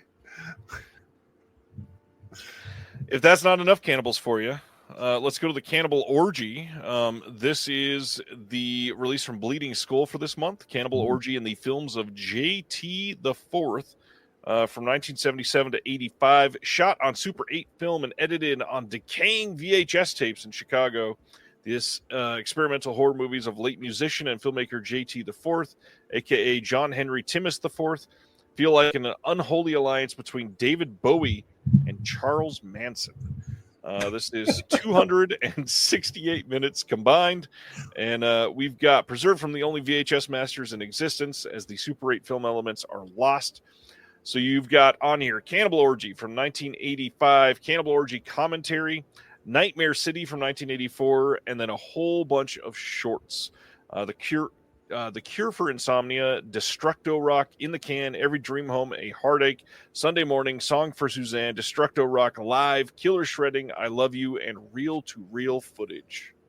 It makes sense that a Cannibal Orgy would be shot on Super 8.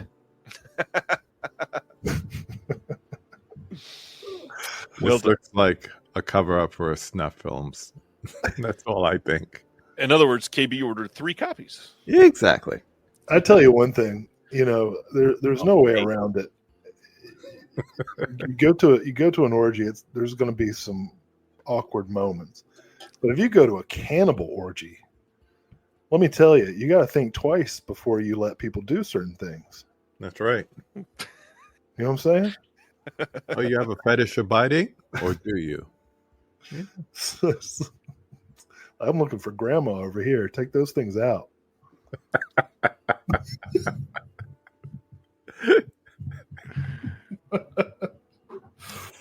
Anyways, the next one, Brainstorm Media putting out Cora Bora from 2023. This is directed by Hannah Pearl Utt and has Margaret Cho and Chelsea Peretti and Manny Jacinto and a couple other names in this one. So I'll have a commentary with the director, the writer, the producer, the exec producer, and a booklet with new writing by Sarah Clements.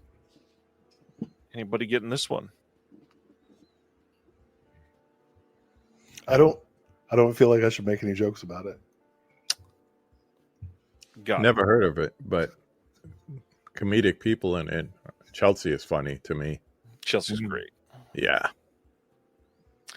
All right. Even though her brother's a union buster, I'm not going to blame her for that. That's such specific information. It is. He owned the Daily Beast, and he busted their union. Anyway, it's fine. All right. Next up is The Dish and the Spoon. Now, this one's hilarious because last week we announced a Music Box Films title on the show, and I pointed out how long it's been since we saw a Music Box Selects title through Vinegar Syndrome on the website.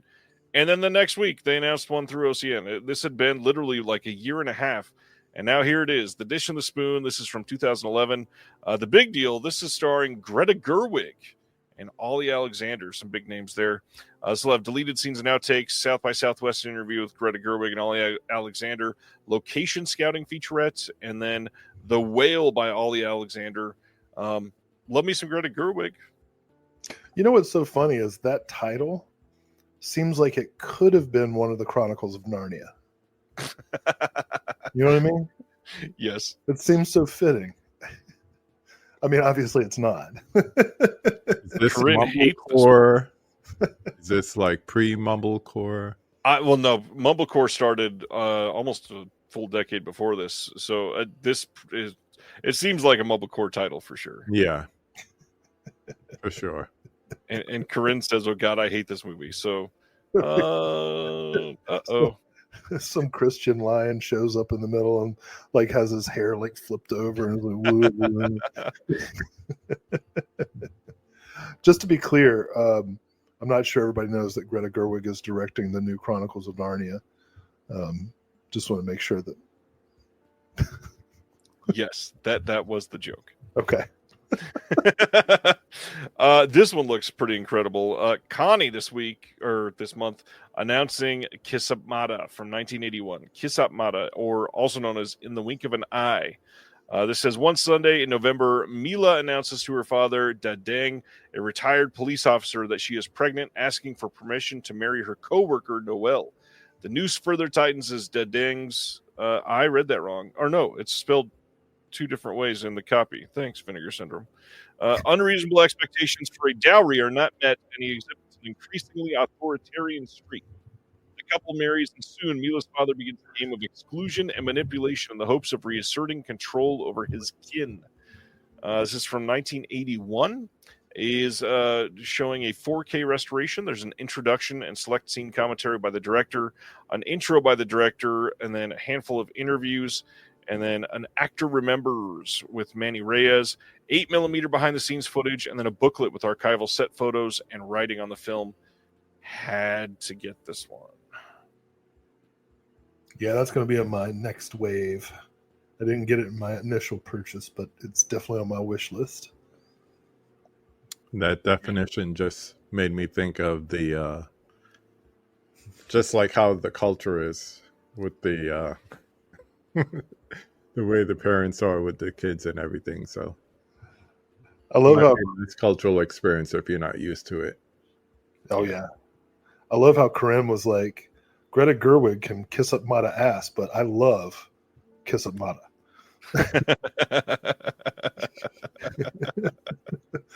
Way to go, Corinne. Next up is Saturn's Core putting out Lydia Lunch, The Gun is Loaded, and Road Ranch from 1989 and 2012. These are a couple of related films. This is region free. There's an exclusive new 2025 career-spanning interview with Lydia Lunch, moderated by Art Edinger and Max Almeida. There's an audio commentary on The Gun is Loaded by archivist and historian Sean Goldstein. There's an archival uncut Road Rant era interview with Lydia Lunch. There's a bonus clip. There's some archival footage, some interviews, lots of stuff going on. It's Saturn's Core. They always put so much on these discs that they are literally the definitive releases of these films that many people have never, ever heard of in their life. Will, have you heard of either of these? Well, KB, go ahead. Go ahead, KB. No, I haven't heard of either of these. Oh, well, in that case, I will say, not only is this the most important release Saturn Score has ever put out, and you know I would never exaggerate, this is the most important OCN release in the history of OCN. Jesus. Lydia Lunch is amazing. I loved her in Teenage Jesus and the Jerks. I love her work with Sonic Youth and J.G. Thirlwell and Richard Kern and Henry Rollins and Nick Cave. Her poetry, her spoken word, her music. Love her. There was recently a retrospective documentary that Beth B did on Lydia Lunch. Lydia Lunch is not only an American treasure, but a global font of poetic wisdom and articulate rage. This was the very first thing that I purchased this month, and the thing that I will likely be talking about quite a bit in the months to come. If you haven't guessed, I'm a huge Lydia Lunch fan. Big fan of Lydia Lunch. I think, she was probably now remembered as the figurehead of the no wave movement, if you want to call it that, in the late 70s, early 80s New York scene. She's just great. Check out her podcast. She has a good podcast. I think she lives in Barcelona now. But yeah, I love Lydia Lunch. I get everything. She's got like 40 albums and 10 books. I've got them all. Yeah, crazy. I have no jokes. No jokes. I had no idea you were so attached to this one. So I was waiting for the punchline. Nope. This is a long one. Lydia Lunch is pretty famously violent, and I would never make fun of her. She would fly across the ocean to make sure that I was straightened out. Understandable. So I'm glad that you put your money where your mouth is, and I'm betting that in the next 5 minutes, at least a couple people took that to heart and went and purchased this title. I hope so. Like even when I disagree with something that she might be saying, like in principle or whatever, it's always really like both thoughtful and emotionally valid. She just, as a poet and a singer, she has this way of really capturing. And I don't know if you know this, but I'm a dude. Oh. You know what I mean? But she has this way of hitting you in this emotional place that you don't necessarily know about consciously, And her reading her, I love her. I think she's fantastic. I will verify that this was a part of my order, but I believe it was. I did like Sidner's joke about waiting for Lydia brunch. It was a good one. Yeah, that was funny. All right, next one is Mother Couch. This is from Film Movement, and it's from 2023. This says the members of a dysfunctional family find themselves mysteriously trapped in an antiquated furniture store when they're elderly. Sorry, I was going to say AKA the J.D. Vance story. Go ahead. No, wouldn't that be Mother Couch? The combination of the two VPs. May I be upon you now? Because the first one called his wife Mother. When their elderly matriarch, played by Ellen Burstyn, suddenly refuses to get up from one of the display couches, reluctantly assembled her three estranged children, David, played by Ewan McGregor, Grufford, played by Reese Ifans, and Linda, played by Laura Flynn Boyle, which, good God, that cast already. must figure out how to escape this bizarre predicament. With the help of the store managers Marco and Marcus, played by F. Murray Abraham, and their daughter Bella, played by Taylor Russell, the siblings embark on a mind-bending odyssey that forces them to face life-altering truths about their own lives and upbringing. This looks and sounds really fun. You get a commentary with the director, the producer, the production designer, the editor, behind-the-scenes featurette, and then a booklet with an essay by Jason Bailey. I bet JD knows how to get her up off the couch. He's got his own bursting going. This looks crazy. Yeah, I'd never heard of this, and then I saw the cast and was like, how did I miss this? So Right. that's definitely on the watch list. Looks compelling. Next up, this is one that I had to get. This is from Film Movement as well. This is The Oldest Profession from 1973. This is a movie that's had a DVD release before that is, I believe, semi-hard to find now. It says 19-year-old Tomei is a sex worker who draws in customers around the red light district of Osaka. She lives with her mentally disabled younger brother Saneo and her mother Yone, who is also still active as a sex worker despite being over 40 years old. One day after receiving a request for a young girl, Tomei goes to the designated inn. On arrival, she encounters Yone, who is unable to find work. A few days later, Yone tells Tomei that she is pregnant. This is directed by Noboru Tanaka and is a pink film from 1973. This has a visual essay by Jasper Sharp on here and a 16-page booklet with a written essay by Japanese Society film programmer Alexander Fee. Hell of a crazy good-looking release from Film Movement. Yeah. Yeah, this is going to be great. It bothered me that it was semi-hard to find. And I'm glad now that it's simultaneously easier and maybe much harder. I saw that one coming. That's what she said.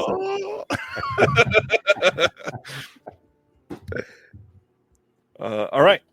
Next up is the first of a couple Bruce LeBruce titles. Already. I'm sorry, audience. Already. I love Bruce LeBruce. Let's get into it. Film Movement putting out Saint Narcisse from 2020. This is the front and back of the slipcover for this one. Dominic is a young man with a fetish for himself. Nothing turns him on more than his own reflection, and he feeds his solitary obsession by posing for Polaroid selfies. Following the death of his beloved grandmother, Dominic begins to unravel the hidden truth about his fractured past. His lesbian mother did not die in childbirth, and he has an identical twin brother, Daniel, who was secretly raised in a remote monastery. Reunited with his long-estranged family, Dominic becomes embroiled in a blasphemous web of sex, revenge, and redemption. This is going to have a commentary by Bruce LeBruce, some deleted scenes, an essay by Finley Freebert, and that is Saint Narcisse. Something tells me I'll like this. Something tells me you will.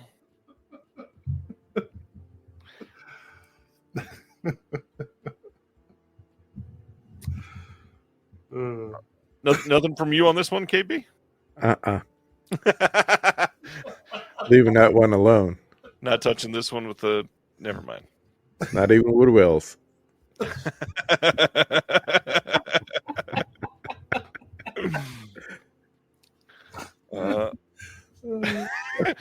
Next up, Dark Star Pictures is putting out... Man, these are weird coming back to back. Sapiosexual and the Taboo Family Secrets double feature from 2024. These are both directed by Deborah Twiss. It's a combined 195-minute total runtime. You get an audio commentary from the filmmaker on both movies, a photo gallery, and a behind-the-scenes. I know nothing about these. Well, it will reveal the secrets. That's the whole... What is sapiosexual? Is that the same thing as like omni? No. Someone who gets sexually aroused by someone's intelligence. Oh. I love how you looked put off by this, and you're literally Dr. Will Dodson. I was about to say, usually found at universities. I'm not Saint Narcisse. But you're surrounded by sapiosexuals every day at work.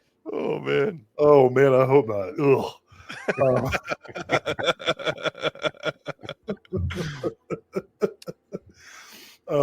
No, that's great. All right, check out Dark Star Pictures. Next up, that looks awesome. Actually, I can't wait to check those out. Truly, yes, I agree. Next is another Shudder title that doesn't sound quite as interesting as Birth Rebirth. This is Spoonful of Sugar from 2022. This says a disturbed babysitter experiences a sexual awakening while using LSD to alternatively treat a seemingly sick child from a family with dark secrets of their own.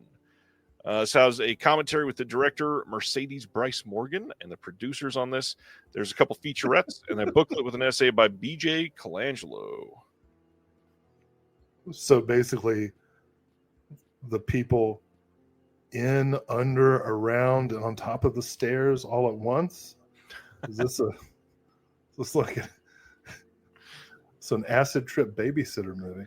This would have made Halloween a really different kind of experience if she'd been on acid.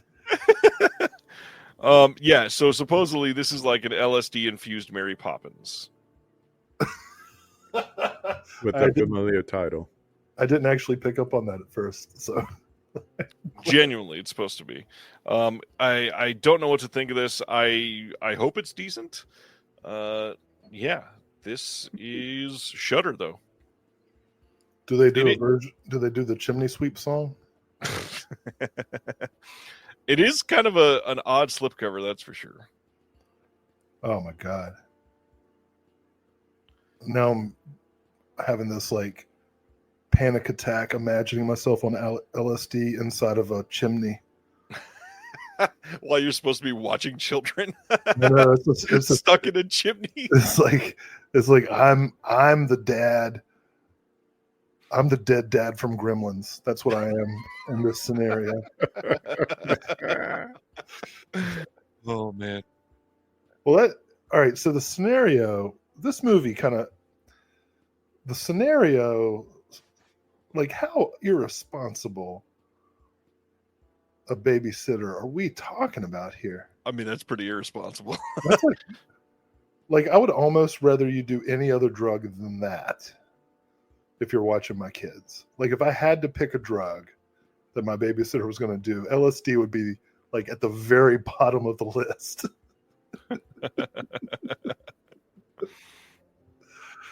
Okay. Off we go. Off we go.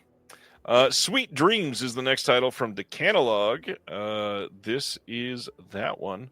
This says it's a sharp-eyed satire set on a sugar plantation on an Indonesian island in the final years of the Dutch colonial era. Ana Sendijarevich. Ana Sendijarevich's hey shush.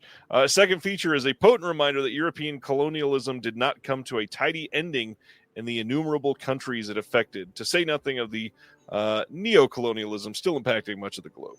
Instead, Sweet Dreams provides compelling evidence of the mess these wider historical forces make in the lives of the characters within the volatile microcosm the director portrays so vividly. This was the Dutch submission for the Academy Award for Best International Feature in 2024. It is a Region A lock title. There is a booklet with an interview with the director and a featurette called Strange Times.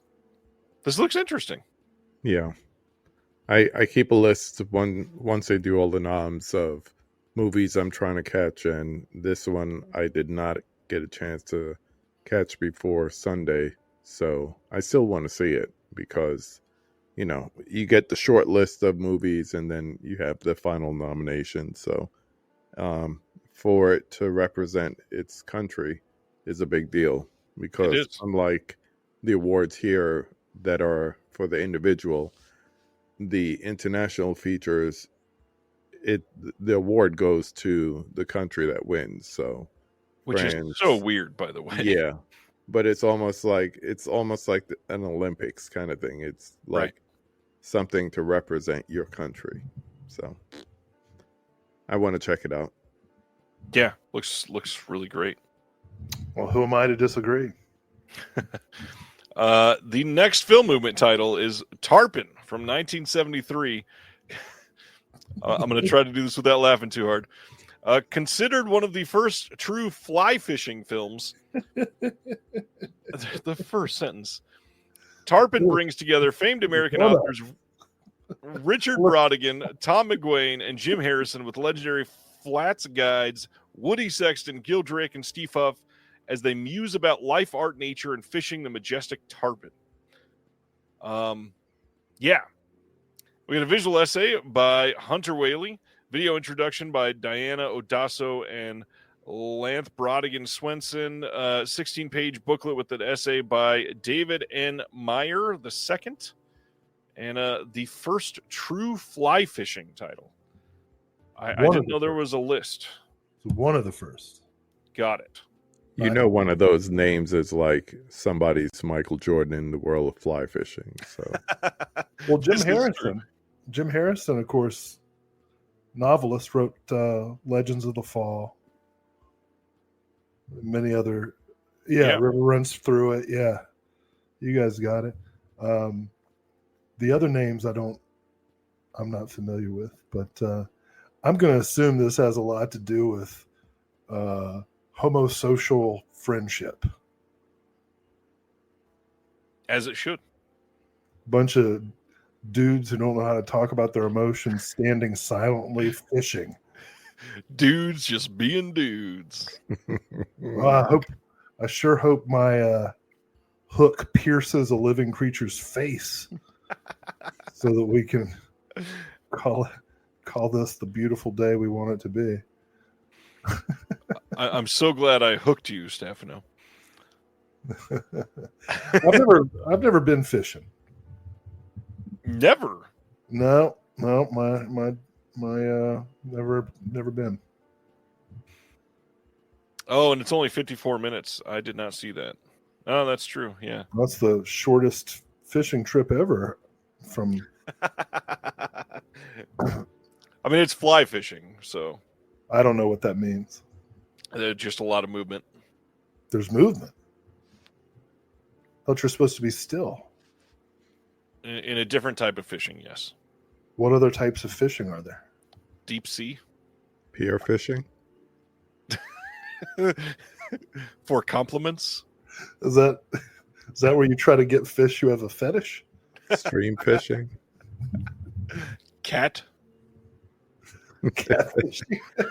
Both the traditional and the modern definitions.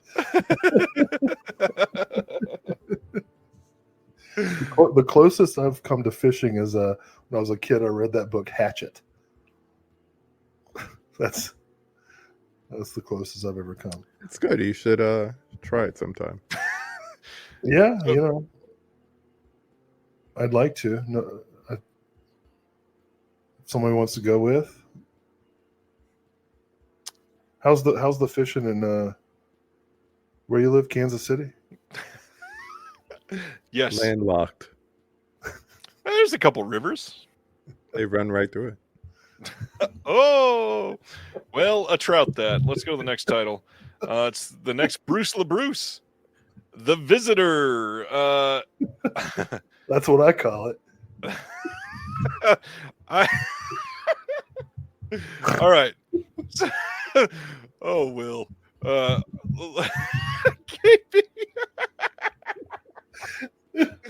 I mean, you gotta read them, right? Let's go through it. A charming, vulgar reimagining of Pier Paolo Pasolini's Teorema. A refugee emerges from a suitcase on the bank of the Thames, one of several identical men appearing across the city. Disguised as a homeless man, he infiltrates an upper-class household by befriending the maid, who claims he is her nephew. The family that hires him as a live-in servant. As in Teorema, the visitor engages intimately with each family member, The encounters portrayed through explicit scenes. These interactions spark profound sexual and spiritual transformations within the household. Bruce LeBruce directing this one again. Like I said, there's an intro by Bruce. There is a visual essay by Sam Deegan about the Pasolini, because she loves Pasolini. Ties to this film. We got a behind-the-scenes featurette, censored and X-rated trailers. A book with a new essay by Alexandra Heller-Nicholas also accompanies this release. Wow. This sounds really interesting. I like the idea that it's a more sorted version of Pasolini. I'll tell you one thing about Bruce LeBruce. He won't bring you down. You know what I'm saying? Oh, I do. I do. I posted this announcement, and he immediately followed me on Twitter, which I didn't know how to feel about that, but cool. Oh, I was referencing ELO. Wow, you got Bruce LeBruce following you now? Yes. That's cool. Hey, maybe he'll visit you sometime. I hope not. Dude, that'd be the best interview ever. No, I was about to say I'd love to have him on the channel. I might look into it at some point. All right, that was The Visitor. And then we've got ETR Media putting out a vinyl release for The Sadness. I believe this is the first time this has been on vinyl, which is nice. And over on the Melusine side, we've got a Blu-ray release from the Distripix line of Career Bed and Sex by Advertisement. This is going to have a hard box release with a slipcover on the inside. And this is missing a picture, but that's okay. We got 2 feature-length commentaries by John Supnar, Reed biographer and editor-in-chief of Deep Red magazine. And that is it, since this is a double feature. That is the bulk of what you get. Oh, my God. All this time, I thought the Electric Light Orchestra song, Don't Bring Me Down, chorus was Don't Bring Me Down, Bruce, which is why I made that joke in the previous entry. But Wikipedia says that that is a commonly misheard lyric. He doesn't say Bruce at all. He says Groose, which is a German word. It's a German greeting word. One of their weird ass words. So I apologize. My ELO reference must have confused people who know the lyrics properly. I was confused. Yeah. What is this? Oh, this is another prostitute. I'm sorry, sex worker.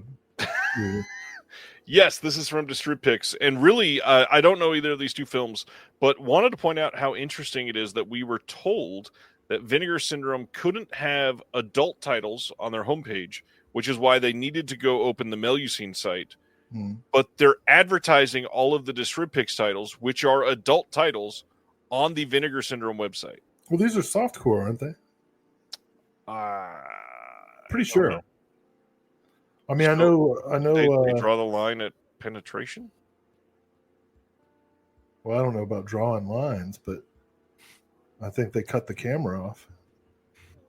They cut the. Yes, I do believe Something Weird put out both of these way back in the day. Yeah, I think these were softcore. Yes, they are. Either way, it's odd to me that they would say that, and then Melusine titles get advertised on the homepage still. It's a weird way to make that distinction. Just the Distripix. The Distripix are all softcore. They're just crop. Who cares? They're by websitual. I don't even know what this means, but Jesus, Sibner. I don't know how to feel about that comment. Next up is All Night Long and Tapestry of Passion. This is coming as part of the Picorama line. These are from 1975 and 76. Newly scanned and restored in 2K from their OCNs. And you've got the trailers on here for both of these. I think one or both of these had a VS DVD release. Do you remember that, Will? Yeah. I don't know what it says about me to nod like that, but yeah. They were a double feature on a DVD. I haven't All seen, right. but I haven't seen either of them, so I can't attest to their quality. But I heard this one's a winner of the best erotic film. From who? Is that a shelf shot category? It doesn't say. It's on the cover. Oh. I was just thinking, that should be you don't have a shelf shot category for we've talked about it actually. Yeah. We have Who's we? The people that were on the committee. We talked about doing it. I guess I wasn't on the committee. You weren't. We'll talk about that after. I don't feel like I need to talk about it. I've discovered where I am. This was 2 years ago. Okay. All right. Anyways, next up, this was temporarily available on the Mail You Seen site that you could get for 3,000 points, and literally sold out before I even got done posting the announcements. Very few people had a chance to purchase this. There was probably less than 100. It's crazy how quickly this went. It's a Brigitte Lahaye film, Erotica. This is also available from the Pulse site right now. If you really still want this, you can get it shipped to you from France, and it's the exact same disc. Mm-hmm. All right. Then we are done with OCN. Normally I would stop and ask what everybody thought, but I don't want to leave that on the screen. So I'll just say, everybody always asks, like, how do you feel about the OCN month as a whole? So KB, what are you thinking? Some interesting titles, especially as someone who's not a subscriber, don't really get into all the titles. Sometimes it could be something as not having the description or not knowing anything about the movie that could throw people off. So it's interesting to hear some of the titles and to be able to see it. That's why it's very important to follow you for this information. But more interesting than past months as far as releases. I'll reference that in just a moment. Will, what did you think about this month from OCN? I mean, the Lydia Lunch alone was enough to make this a milestone month. A lot of stuff that totally outside of my wheelhouse. So pretty much everything I would like to see, which is always a good sign, when you are interested in checking everything out. I don't know. What do you want me to say? What do you think? It seemed like you were trailing off and going to say something else. What I did want to bring up is, as somebody that has to stay on top of social media for all these announcements and stuff, there are, Facebook groups dedicated to each of these labels, and the Vinegar Syndrome group has gotten, there's actually two big Vinegar Syndrome groups, but over the last couple of years, they've been getting more and more like full-blown toxic. And this is the first time that I've seen the month referred to as like the worst month in OCN history. What? And everybody complaining about being a subscriber and lots of really negative feedback. And I have to say, I feel the complete opposite about this month. I felt like this was one of the most interesting months from OCN ever. There's people complaining that when they subscribed, they didn't want to get titles that were not in English. And I think that's just one of the most ignorant things that I've ever seen in one of those groups.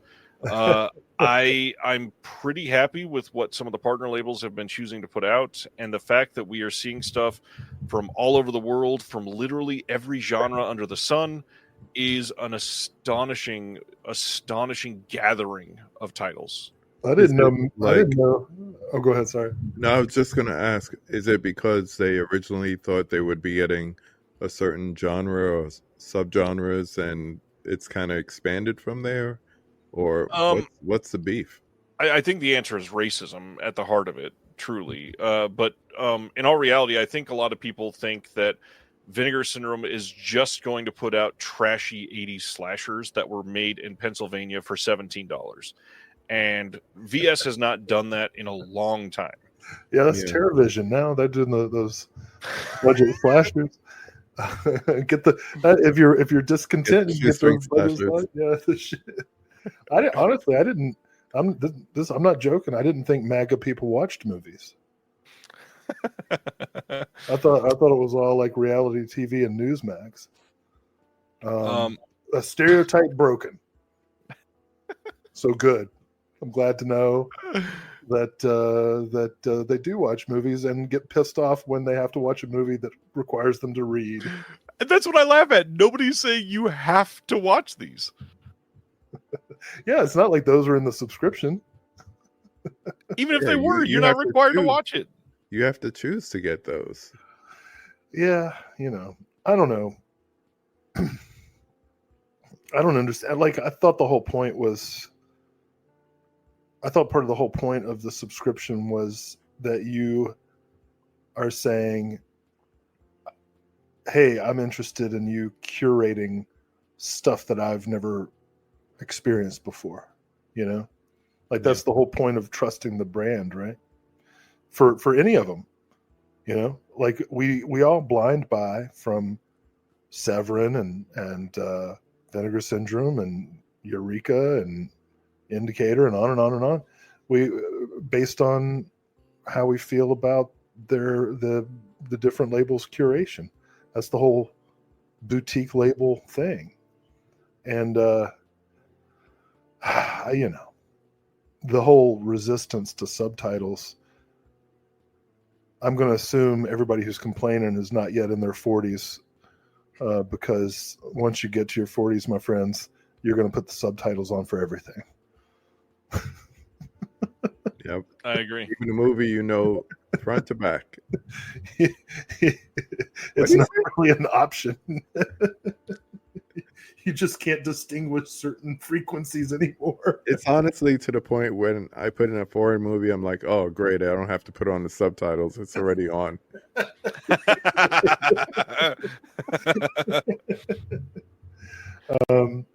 I love this comment. I just wanted to highlight this. Wave says Brimstone and Fetus and Jolly are great releases. I don't know. Yeah, fantastic. I don't know. Like, I guess it's a universal truth that anytime there's an internet forum, it'll eventually get toxic. But yeah, it's true. Yeah. Craig says a new executive order coming soon. No subtitle movies, especially that SDA shit. There's going to be a special tariff just for Tough Crocodile. Well, actually, with all the Soviet films they put out, they might get special treatment. They get singled out in the executive order. Love it. You're doing great things with the Soviet films. Hilarious. Anyway. Hey, it's even to the point now you need subtitles for a Christopher Nolan movie. It could be Dark Knight Rises. It could be Tenet. We don't know what the hell's going on. I feel like Tenet, that came with subtitles on. It needed to. You didn't even have a choice.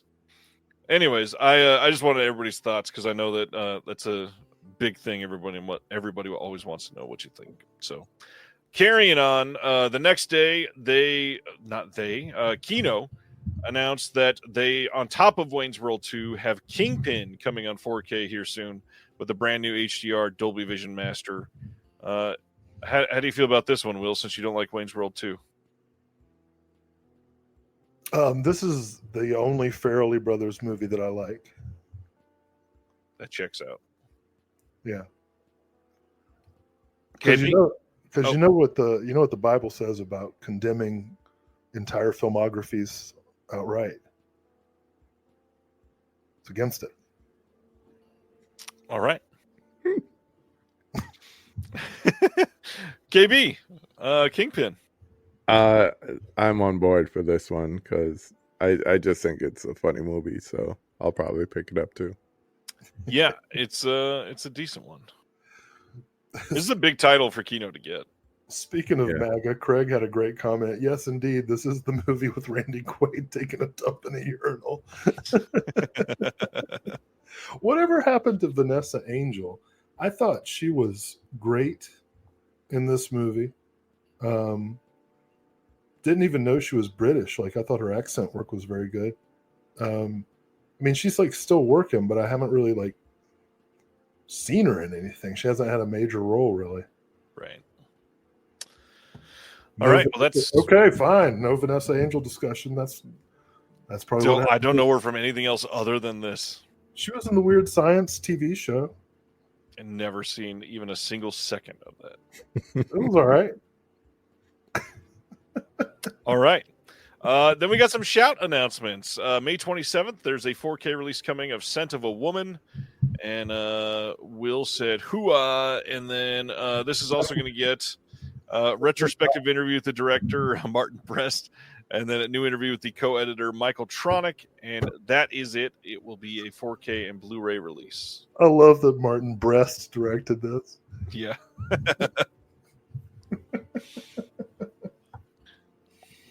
This is a Shout Select title, by the way. That's what you should ask. What happened to Chris O'Donnell? He did Batman and Batman Forever, right? Mm-hmm. And then all of a sudden, that was it. Well, he also did Batman and Robin. Just killed his career. I think his talent is what did him in. He grew up. Wow, Ronnie shared a fact I was not familiar with. Vanessa Angel apparently was almost Xena. That would have been interesting. I can't even imagine anybody else as Xena. So see, now my next Shout Select wish list has started with Scent of a Woman. Yeah, I've not seen this one in ages. I would love to know how it holds up. I've never seen it. Is it good? It's a fine movie. That's what I'll say. It's fine. I remember it feeling very 90s. What does that mean? Are they all on heroin? Probably. It doesn't look like when you say very 90s, I think of like Singles and Reality Bites. This looks like Wall Street. No, like a lot of the movies from the 90s had a very similar feeling aesthetic, very different style, very, last gasp of almost creativity to a certain point before we got into the shot on digital stuff. Did you see when I scratched my nose, you scratched your nose at the same time? No, we're just connected. It's like, which one of us is Pacino and which one of us is O'Donnell? Dibs on O'Donnell. All right, that is the first one. Then they're putting a 4K out on May 27th of Sky Captain and the World of Tomorrow, also a part of the Shout Select line. And this is an odd one because this is literally a 2K digital intermediate on this. It's not going to get a resolution bump from going up at all. The biggest thing is if they do HDR properly, it will have a color grade difference. Any thoughts on Sky Captain? What impact would that upgrade have on the script? From what I hear, it would be negligible. I'm just kidding. I've never seen it. I'll keep my Blu-ray until I start to hear the reviews on it. I'm not hopeful. Is it good? It's weird. It is. It is a very odd movie. I like that. That sounds good. Odd. Yeah. Big cast in this one. Jude Law, Gwyneth Paltrow, Angelina Jolie. Another one that I don't think I've seen since 2004. No extras available for this yet. They will announce them eventually. They're also working with G-Kids to put out The Colors Within from 2024, and this is supposedly amazing. Have not seen this, but yeah, you can get this on Blu-ray on May 27th. It's going to be a 2-disc set with some extras on here as well. They're also releasing What Lies Beneath from 2000 with Harrison Ford and Michelle Pfeiffer on 4K. This is going to include a poster because it's part of the collector's edition, whatever, And the big thing is they said that they're working on the extras, and then literally the next day announced that there's a feature-length documentary on this with a bunch of new interviews. Oh, great. I recommend a triple feature, What Lies Beneath, Scent of a Woman, and Cannibal Orgy. I think that's what I'm going to do. I think this was one of the last Zemeckis movies that made sense before he got really experimental. Bob, what happened? Either of you into this one? I probably haven't watched it since DVD days, but might be worth checking out. I've never seen it. Is it like a haunted bathtub? In a way, yeah. I actually really liked this movie. I think this is a pretty damn good film. Love Michelle Pfeiffer in this. Mm-hmm.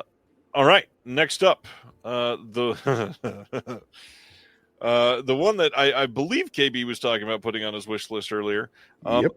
Blaxploitation Classics Volume 1 coming in a 4K and Blu-ray box set in the U.S. from Shout on May 20th. This is a Shout Select title, and it has 6 films, 12 discs. All films are getting a 4K disc and a Blu-ray disc, and this is a monumental box set. Some incredible titles in here. But first, I mean, you know that we had to talk about it. Yeah. Thoughts, gentlemen? Well, growing up in NYC, I've passed many a building with a once empty wall that has been graffitied over by not the most talented artists in the neighborhood. So I get the appearance of the box set. To quote my mother, it's what's inside that counts. So I'm looking forward to the 6 titles that I've probably owned on VHS, because these are all what we used to consider hood classics.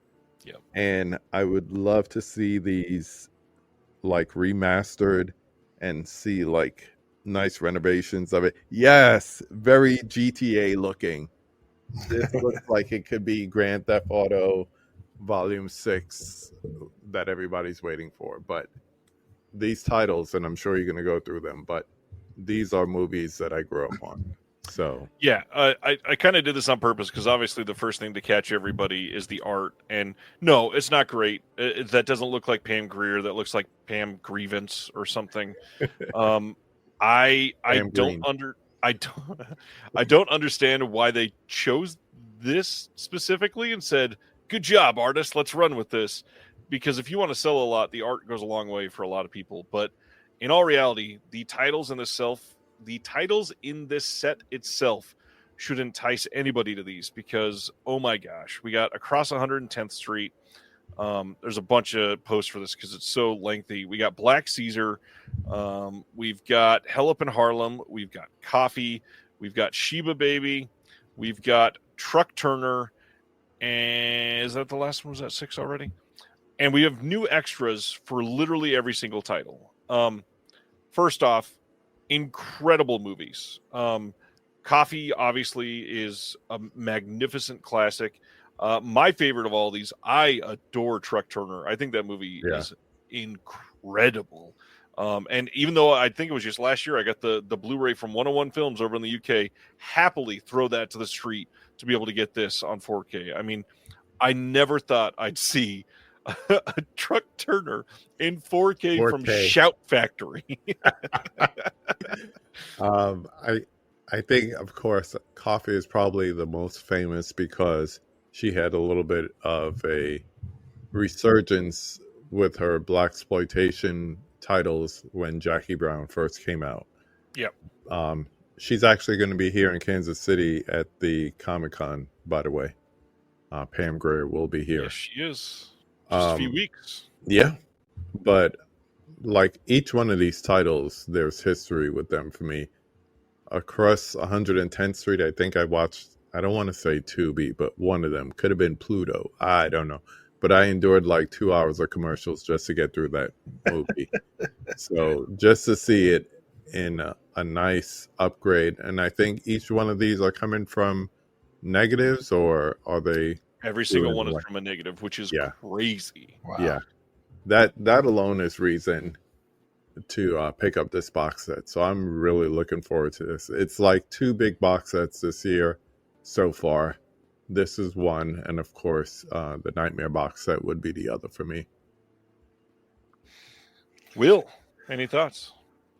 I mean, I was pretty excited about the imprint set, and so when this came out, I was ecstatic. And by coincidence, in my cult films class, just this past Tuesday, I showed Isaac Julian's documentary "Badass Cinema" as a way of kind of setting up for the students a series of movies we're going to watch that that'll include both films from, what is called the blaxploitation cycle, and films from the LA Rebellion period. So we're going to watch Blackula. We're going to watch Cleopatra Jones, Penitentiary from Jamal Fanaka, MMA.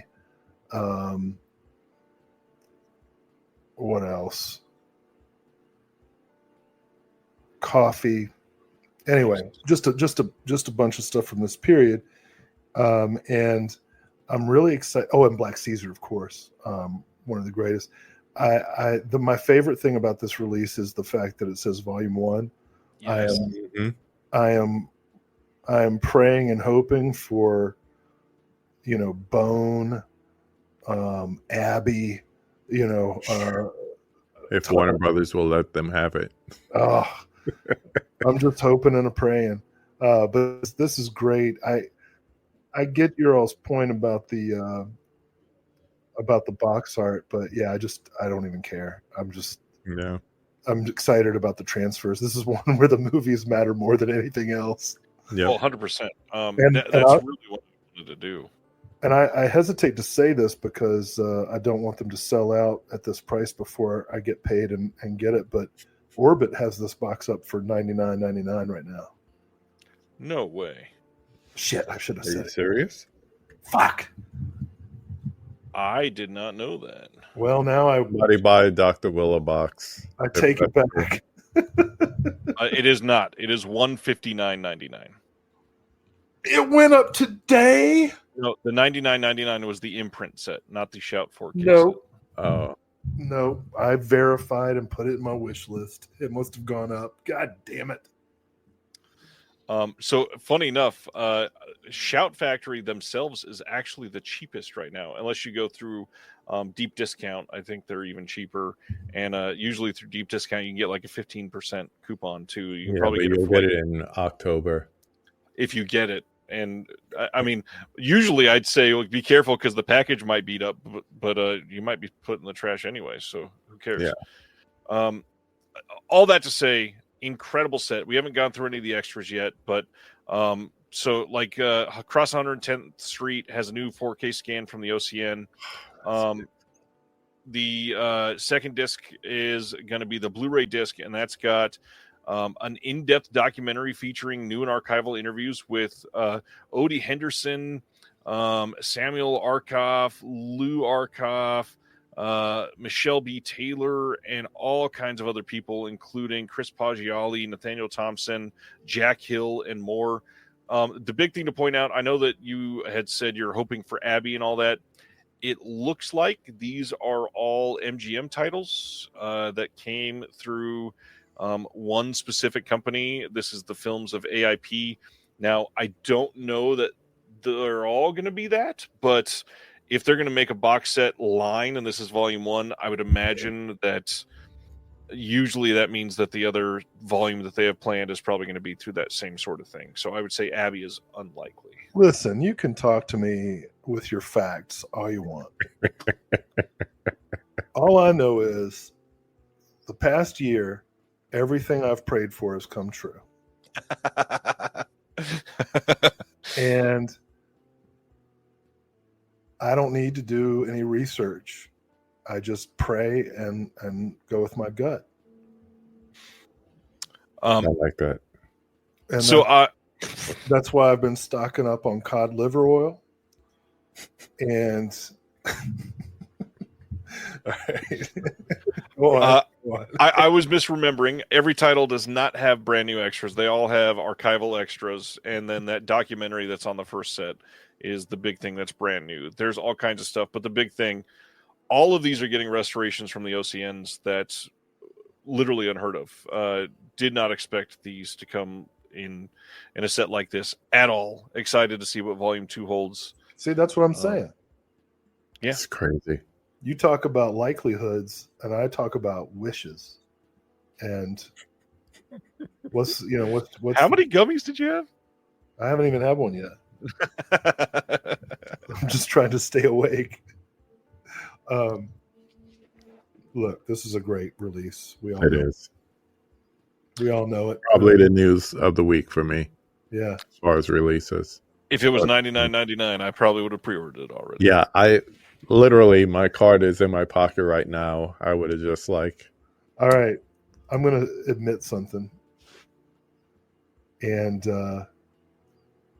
that's because I don't want to be a Saint Narcisse. I went back to my Orbit wish list, and you were right. The Emperor box. Yeah, I said I was going to admit something. I didn't say I want anybody to say anything about it.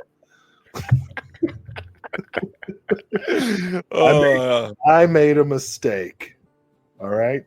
It's okay. Balls in your court, JD Vance.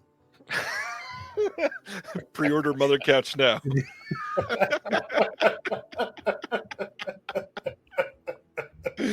we all admit when we make mistakes? All right. So that's the Blaxploitation Classics Volume 1. We already talked about the colors within. They're also putting out a steelbook of it. If you want that as well, you can pre-order that now. Then Shout is also putting out a 4K steelbook of Wanted. This is a Walmart exclusive in the U.S. coming on May 13th. They had put this out on 4K, a month or two ago we announced that. I still don't think it's out yet, but you can get the steelbook now. It's got all the exact same disc content, nothing special, just a steelbook on this one. I didn't want it for $10.99. I'm not going to buy it for $30. That's good. Speaking of steelbook reprints, April 29th, Warner Brothers is putting out a different version of Detective Pikachu in a steelbook. You can pre-order this now. And if that's not enough, they're also doing Full Metal Jacket on 4K on the same day, because when you want a double feature, you think of Detective Pikachu and Full Metal Jacket. Only the first half of Full Metal Jacket goes with that. Private Pikachu, what is your major malfunction? Oh, that's pretty good. This Full Metal Jacket steelbook had been available overseas, and now it is coming to the U.S. on 4K.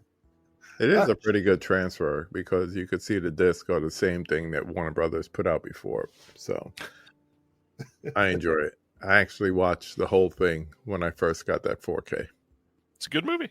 Yeah, I just prefer the first half. I normally would watch the first half, and as soon as I hear, me so horny, me licky, I say, stop. And I'm done. Wait, which one are you talking about? Full Metal Jacket. No, Detective Pikachu. Is that what he was saying? What about the Pokeballs? What are you poking? All right, so that is Warner Brothers Steelbooks. If you want a Lionsgate Steelbook, they're putting out a 4K Steelbook of the movie Plane. Yes, the movie with the most bland title ever from 2023, getting a 4K Steelbook on April 29th. This is a wide release. You can get it anywhere. And, yeah. Yeah, I really think they should have spelled this one Plain. Oh, look at that. He's got it available to show off right next to him. Cellophane. Still haven't watched it. Got it for free, and I overpaid. Got it for free and you overpaid. Is that Luke Cage and Yes. Gerard? And every White House brother? down Olympia has fallen. This is Walmart. No, it's a wide release. Is it? Next up, Dexter Original Sin from 2024 getting a Blu-ray Steelbook and standard Blu-ray from Paramount coming soon. We don't have a release date for this, but for anybody that loved Dexter, supposedly this was pretty good. Wait, what is this? Is this like The prequel. Dexter Young Sheldon? Yeah. Is that what this is? Yeah. It's a prequel to Dexter with Christian Slater. No way, dude. Yeah. Oh, that's actually good meta casting. And Laverta over there on the right. Oh, wow. And Sarah Michelle Gellar on the left. I didn't even know about this. What? Yes, sir. So now she's Buffy, just regular guy slayer?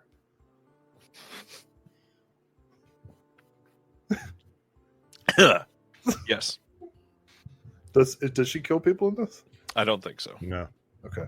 I've never heard of this. Aren't there like 2 more Dexter offshoots coming? Wow. They already have a lot. They'll keep milking it. Yeah, they definitely will be. It's been very popular for them. So Rihanna's in this? That's not Rihanna. Somebody in the chat said Rihanna was in this. yes. Finally, with an announcement from Kino, they'd announced that this was coming sometime. May 27th, we get a Blu-ray release of Bottoms from 2023. This is an incredible commentary. We had an audio commentary by Rachel Sennett, Ayo Edebiri, Ruby Cruz, Havana Rose Liu, and Kaya Gerber. There's also another commentary by Emma Seligman. We get deleted scenes, outtakes, a making of, and a trailer. And I cannot wait to own this. God, I love this movie. I had so much fun with this movie. Between Marshall Lynch showing that he has comedic chops. He's so funny in this. It was just a refreshing story. Oh, wow. They actually use that word in the description. They did. And this refreshingly unique comedy. Yeah. It truly is. I adore this one. I will likely be pre-ordering this full price. Doesn't matter. Need this movie. Love it. Atomic Movie Store. I liked it a lot. I was refreshingly surprised. This would actually be a good double feature. I'm not even kidding. Just think about it. I think it's a good double feature with that movie Cock Blockers. Yeah, it's a good movie. I like Blockers. Like I resonated with that movie because it hit me at the time that some of my kids were assholes concerning me. Why are you and mommy wrestling? That's a couple ways it could go. It could be legit. Oh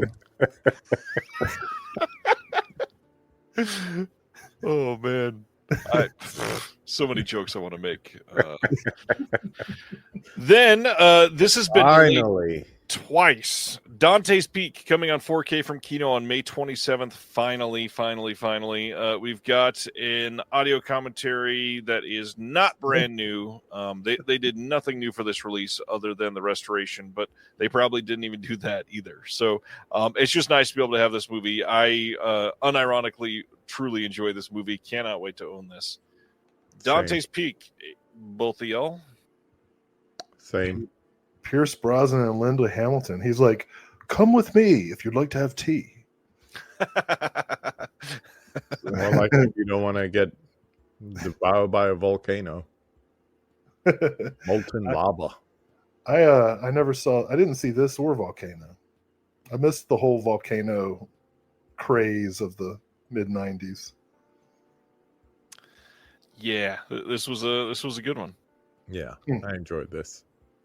All right. Next up, the next Kino title, also coming on May 27th, is Being Maria. This is from 2025, starring Matt Dillon and Ana Maria Bartolome. Supposedly, this is real bad. Is this like the legacy sequel of There's Something About Mary? Because of her hair? It's all middle-aged and stuff. It's like... No, it's supposed to be behind the scenes of Last Tango in Paris. Oh, shit. I shouldn't make fun of it. It should be a pretty interesting story, but it got panned like crazy. Yeah. Matt Dillon is Marlon Brando. He's like butter. His rhymes are legit. I think that was the first misstep. Yeah. I think you could have done better than Dylan. Next up, the number 30 release in the Kino Cult line is coming on May 27th on Blu-ray, and it is The Magnificent Seven Deadly Sins from 1971. This will have an interview with the cinematographer Harvey Harrison and still photographer Keith Hampshire. There's also an interview with the actress Audrey Nicholson and a trailer. This is a madcap satire of English propriety. Aren't they all? Timothée Chalamet as Marlon Brando in Being Maria. Is this the Temu version of Monty Python? That is what it feels like. But what's funny is they got script work by Graham Chapman.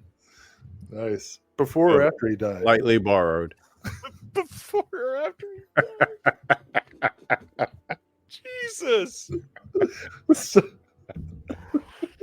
Hey, always look on the bright side of life. Oh, God. I'm going to say this with confidence. Graham Chapman would have laughed at that joke. Oh, definitely. with a female accent. Oh, dude, you know what just happened? A new Graham episode Chapman came back from the... You got a phone call from Graham Chapman? A new episode of Lydia Lunch's podcast just dropped. Nice. Yeah, with filmmaker Dave Markey. I'll be listening to that tomorrow. Okay. The Magnificent Deadly Sin 7. The Magnificent Seven Deadly Sins. Oh, okay. Well, potato. Yes. It was like, where's the previous 6? Lionsgate Limited has announced their next 2 titles. These are both coming on April 15th. This first one is a 4K steelbook of The King of New York from 1990. Here is what the steelbook looks like. And the 2020 4K restoration done by Arrow is the one that they are including here. There is going to be some extras in here that are not on the Arrow release. Not very many, but a couple. There's some flashbacks, including some information with Christopher Walken. And then all of the extras that were on the Arrow disc, I believe, are in here as well. So it's a pretty damn loaded disc. You can pre-order this now, and good shipping from Lionsgate Limited too. Well, he didn't make the cover, but for fans of Frankenhooker, Street Trash, and the Jersey Boys movie, James Lorenz has a great little role in this movie. He's not the king. Arrow. I was pointing at my Arrow version. I was assuming so. Yeah. Nice. So I don't need to pay what, $40 for this? I think it's 45 actually. Oh, I'm sorry. Lionsgate just gets more and more expensive. Remember when it was $20 to get a catalog title from Lionsgate at Best Buy? Those were the days. The hard part, though, is that they didn't do many new extras. Some of these, they're actually doing new extras, which I'm not saying that justifies another $25. Oh, it's only 35. Sorry, not 45. Mm-hmm. Still, it's a lot. Like, this is a good movie, but again, this disc has basically been available for 5 years. Yeah, my biggest problem is that we're 2 years out from Best Buy, just giving up the ghosts on physical media releases, and their price has more than doubled by creating their own boutique stuff. I mean, There's nothing special about their steelbooks that they weren't doing, 16 months ago, or whatever it was, 20 months ago. But we're paying 40, 35, and up. The conversation. Yeah, I sat that day with Kill Bill 1, 2, and Jackie Brown in my cart looking at $120 before tax and shipping, contemplating it. And I'm like, in what world? Honestly, this would have been $65 out the door at Best Buy 2 years ago. And yes, you could account for inflation and all that, but still, this is ridiculous. I appreciate what they're doing, and I hear great shipping and everything, quality steelbooks, but it's a bit much. It's a bit much, even if you're a steelbook collector. It is, and I can't argue with that at all. I think that this is a solid release. I like the art on this. I like the art on most of the Lionsgate stuff, but you're absolutely right. I will point out, Sibner also brought up in the chat that they literally, Lionsgate Limited has been posting on Reddit, in the Steelbook subreddit and the Boutique Blu-ray subreddit, asking people's opinions. And the pushbacks that they've gotten so far, like the Boutique Blu-ray post that they did, the main answer was overwhelmingly, give us a $25 side-loading box with an Amaray instead of a Steelbook, and we will love you forever. And then on Steelbooks, everybody just said those prices are too damn high. And if you're going to do these, give us a standard and everything will be okay. Yeah. But it's crazy. I mean, if you make it, like, I understand Lionsgate, when Best Buy went away, was $22. A year and a half, 2 years before that, it was $20 even. It had gone up to $22. Nowadays, I would, inflation has gone sky high. I totally understand it's got to be like 27, 28 even. 45, 55 is insanity. We do not need to be matching these Disney Sony prices. Yeah, it's kind of crazy. And I'm looking at things like the Studio Canal version of The Third Man, a movie that's one of my all-time favorites. Right. Too Rich for My Blood. So I'm like, I'll wait for them to do it over here. And yes, it's a thicker steelbook and more content and all that, but still the price is just too high. Yeah. And the whole thing is, do you just stay with your Blu-ray? Do you stay with your DVDs? I mean, I sold both Criterions I had in the past, for a pretty penny, because people love that movie as well. But I'm not going to turn around and pay $60 for it just because it's a steelbook from a boutique label. Yep. I agree. I totally understand. Any thoughts on King of New York, Will? James Lorenz is in it. Okay, good call. Their second title that they're also releasing at the same time is Basic Instinct. This is, again, like KB just said, this has been released by Studio Canal overseas. You can pre-order this now. It is also a steelbook that looks pretty decent. This is also priced at $34.99. What's funny here is when it says what's included, they have new extras listed. And all of the new extras were also on the Studio Canal release that Will is holding. There is nothing new or exclusive here. Nope. And this has a better cover. Yep. Yeah, go with the famous scene, but, I like this cover here. It's a little bit different. Yeah, I prefer a cover of a scene that she consented to. There's that. JK, I don't know for sure, but... So yeah, that is Lionsgate Limited for now. Supposedly the next wave of titles will be announced in about a month, so you got a couple more to look forward to. Patty Boy knows what's up. Those Rite Aid DVD racks are the best. you always find something good there. I still have mine. That was a nice release. I'm looking at it right now. Speaking of steelbooks, overseas in the UK, you can pick up this 4K steelbook of The Monkey coming soon. You can pre-order this now on Amazon, a few other places. But if you don't like this art, you can also pick up this 4K steelbook of The Monkey in Germany coming from PlayOn, which this is like creepily realistic on the cover of this. He didn't look like that in the movie. No, not really. This is coming to 4K from Neon in the US and Blu-ray and all that, but it is likely not going to be a steelbook. So if you are a big steelbook collector, you can shell out for one of these. The Monkey. I think you said earlier you love The Monkey, KB? Yes. The only reason I would probably say if you wanted to get one of the imports, if you're here in the States, is the fact that when it comes out on Neon here, it probably won't be both Atmos and Dolby Vision. That's the only advantage. Short of that, you're going to see a fun movie if you just wait a little bit till they get the US announcement for it. Yep. I had fun with it because I went in just expecting like fun, and it was just what I ordered. The other thing too, if you love this title and you were wanting a steelbook, this release coming from PlayOn actually includes the King on Screen documentary that OCN put out through one of their partner labels just last year, that KB and I both have. Yep. So you can cross off both completely. I really like how Oz Perkins is going through the animal kingdom. It's like Longlegs, the monkey, and in 2026 we'll get platypus. Looking forward to platypus. And still, his favorite, his best movie was the one about a daughter. Blackcoat's Daughter. So good. Mm-hmm. All right.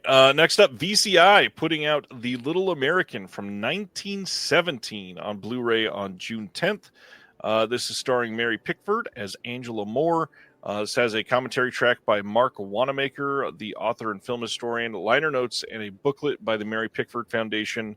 There's an extensive photo gallery, and then a American biograph short film that was released May 9th in 1912, newly mastered in HD with an original score by Adam Chavez. Wow. That's a striking cover.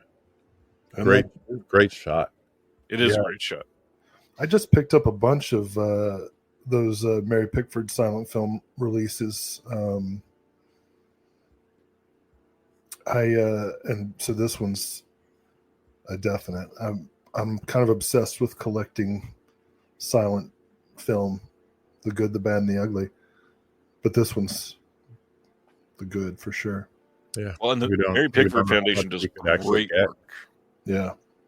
We don't know how many of those early films we can get. So any of them that's available and, someone's taking the time and the care to do any kind of restoration. Yeah. It's almost like you're a part of the posterity of that movie. So literally. Yeah. Here you get to buy something that's more than 100 years old. Yeah. That's awesome. I just jumped on the Redwood Kickstarter for Lon Chaney and the Monster. Nice. Pretty excited about that. Send me that link. Oh yeah, let's post that link. Yeah. Oh wait, am I actually supposed to do it? Yeah. Yes, literally. Next up, Unearthed is putting out Maskhead from 2009 on June 10th on Blu-ray in the U.S. This is very classic type of Unearthed title. You get a new commentary with Fred Vogel and Shelby Vogel, an alternate version of Maskhead. Blooper reel for this movie should be great. Behind the scenes featurette, still gallery and trailers. KB, you already got this one pre-ordered? Ooh, that looks kind of hardcore. But I could just picture the blooper reel like, all of a sudden it's like, it stuck me on the inside of my mask. The Benny Hill theme.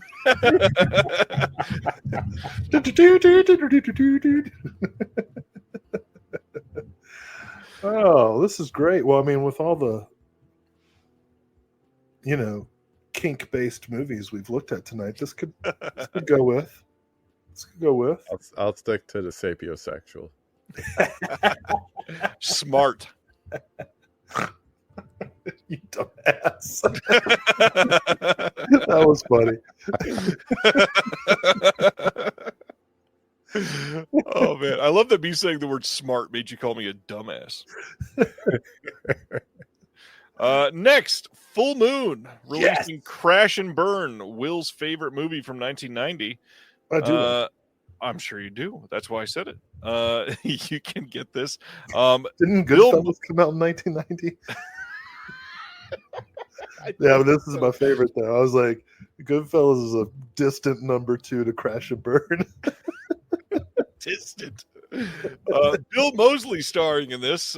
First time in HD ever, remastered from the recently unearthed negative. We'll also have a making of blooper reel, a new audio commentary with Charles Band and Bill Moseley. Wow, this actually has extras. Yes. This is a new era of Full Moon releases. It has extras, but they can't spell Bill Moseley's name correct. Well, you know, what's funny, they spelled it correct here, and not here. Not fast script writing, you got to get that copy out. That's right. That's the low budget aesthetic. Yep, you wouldn't want to crash and burn. Next up, Bad Channels, coming from Full Moon on June 10th as well. And oh my God, I don't even know what to think about this. This says a wacky alien named Cosmo, who has quite a taste for hard rock and beautiful young women, takes over a local radio station and abducts Earth women. Yeah. Ted Nicolau. Yes. This is going to include original trailer, a rare trailer, a making of, director commentary. Bad Channels. Take it away, Will. Ted Nicolau's the best director working for Full Moon. Got his start as a production assistant on the Texas Chainsaw Massacre. Soundtrack of this movie is by Blue Oyster Cult. You can get it on CD from Full Moon, which I have. I have nothing bad to say about Bad Channels. It's excellent. All right. You know what Bruce Springsteen would say? 57 channels, and this is on. Sounds bad. Okay. Altered Innocence putting out their next title on May 13th. This is a Blu-ray double feature of Arthur J. Bresson Jr. titles with Daddy Dearest from 1984 and Juice from 1985. We've got commentaries by Elizabeth Purcell and KJ Shepard of Cruising the Movies. There's newly restored original trailers, new compilation trailer, a booklet with an essay by Mackenzie Lukenbill, and press notes by Arthur J. Bresson Jr. And good director. Wrong juice there, KB. Those are two juices you want to keep far apart. Well, are you saying Arthur J. Bresson Jr. is a verified hood classic? I think I'll stick to this juice. That's understandable. Totally get it. That's stars. I think they forgot the J in the bottom left. This one stars Tupac. Not so sure. Gotcha. April 15th, Flicker Alley is releasing The King of Kings from 1927 and 1928 on Blu-ray. This is a title that had a Criterion DVD that people have been wanting upgraded for quite some time. It's the Cecil B. DeMille biblical epic. They worked with Blackhawk Films to get this restored. And this is going to have the multiple versions of this. We got the Roadshow version featuring a new orchestral score. And then there is a bunch of extras. Lots of great stuff coming on here. You've got the original orchestral score by Hugo Reisenfeld and an organ score by Christian Elliott. Both of those on the 1928 general release. Commentary by Mark Wanamaker on the Roadshow version. There's a featurette that explains the differences between the two versions of the film. Silent footage from when the film premiered in Germany. Short featurette exploring the filming process of doing the two negatives that they have. There's a look into the innovative process of filming in Technicolor here, and a look at painstaking process of hand coloring onto the film itself that frame they did. By frame. Crazy. This looks like a pretty astonishing release from Flicker Alley. This is just going back to what we were just talking about. You know, you're looking at something that's almost 100 years old. And I kept waiting for Criterion to announce this as a 4K. You know, there's a couple of titles that I was waiting for them to announce, but I'm surprised they let it get away. Yeah. The restorationists are the true martyrs. They really outdid themselves. Yep. I'm so excited about this one. I can't wait to get it. I have the Criterion DVD, but I imagine this one's going to look much More resplendent. Good word. Yay. Hard Eyes getting a Blu-ray release on April 15th from Sony. This will have making of Hard Eyes, a gag reel, deleted and extended scenes, and a commentary by Josh Rubin. I don't understand how this has, in our Discord, become the title that has divided everybody. But I think this movie frickin' rules. Really happy with this one.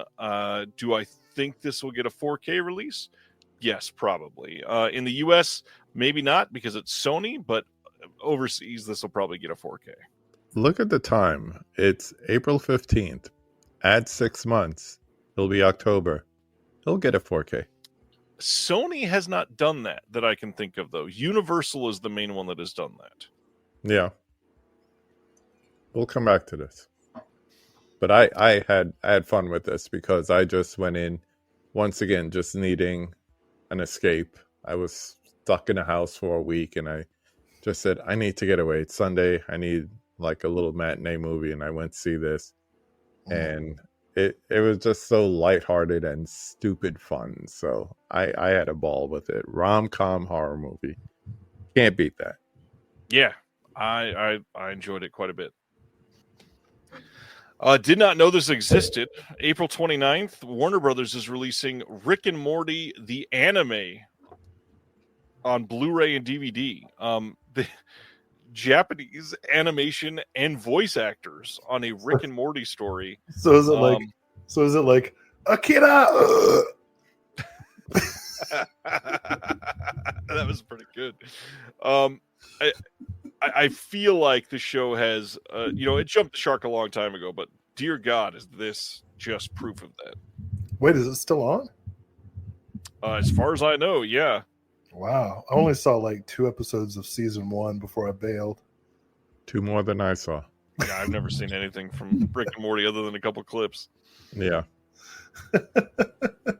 It's like liberal incels, right?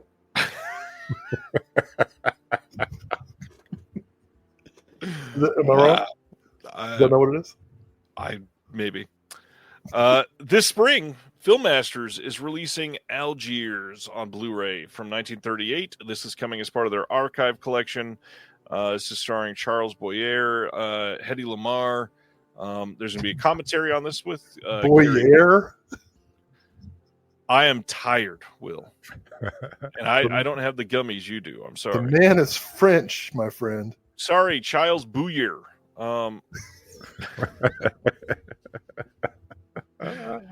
Charlie Boyer, Hedy Lamarr. Did you say Chef Boyardee? What? Charlie Boyer. Charlemagne. I thought that was a pretty good one. Yes, they're releasing Algiers as part of their archive collection. Again, Filmmasters does great work. LOL, Colton. That's funny. Algiers, I'm excited about that.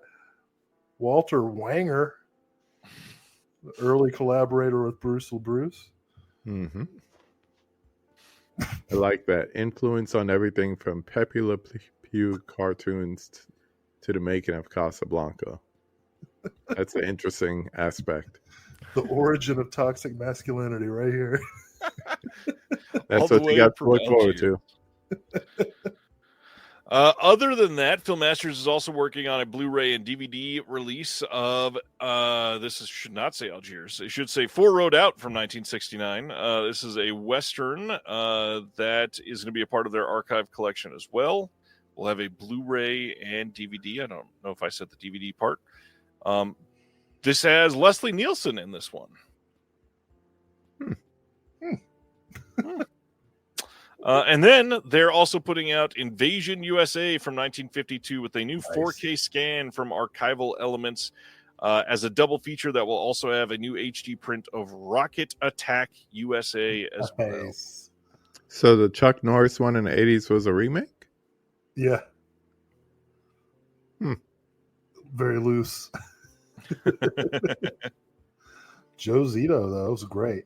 Yeah, the original is a lot of fun. And I love Rocket Attack USA, which I have only seen on Mystery Science Theater. So it would be cool to see the actual movie uncut in HD from a 4K scan. Yeah, this is amazing. Speaking of 4K, Radiance has announced their first 4K ever. Oh boy! It's coming on June 23rd in the UK, June 24th in North America, and that is Todd Salon's Palindromes from 2004. This is monumental for them. This is going to do very well, I'm sure. This is going to include the 4K release, by the way, will have a Blu-ray disc in there. They're also putting out just a Blu-ray release of the film, so you can get your choice there. There's a brand new interview with Todd Salons by Hannah Strong. Todd Salons and His Cinema of Cruelty, a new visual essay by Lillian Crawford. There's a booklet with new writing by Bence Bardos, extracts from the original press book, and archival interviews with Salons and the composer. And I will have to get this.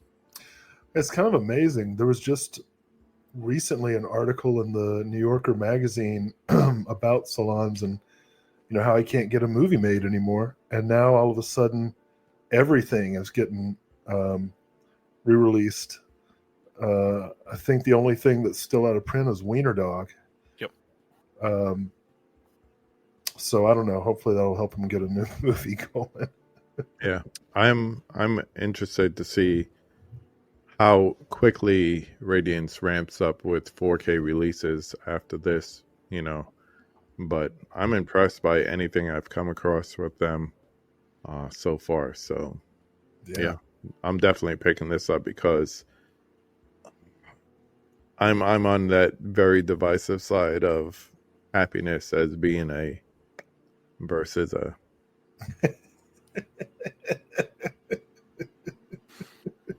Somebody pointed out in the Discord that there is a letterbox review for this that says Palindromes is for those that saw happiness and went, could be better.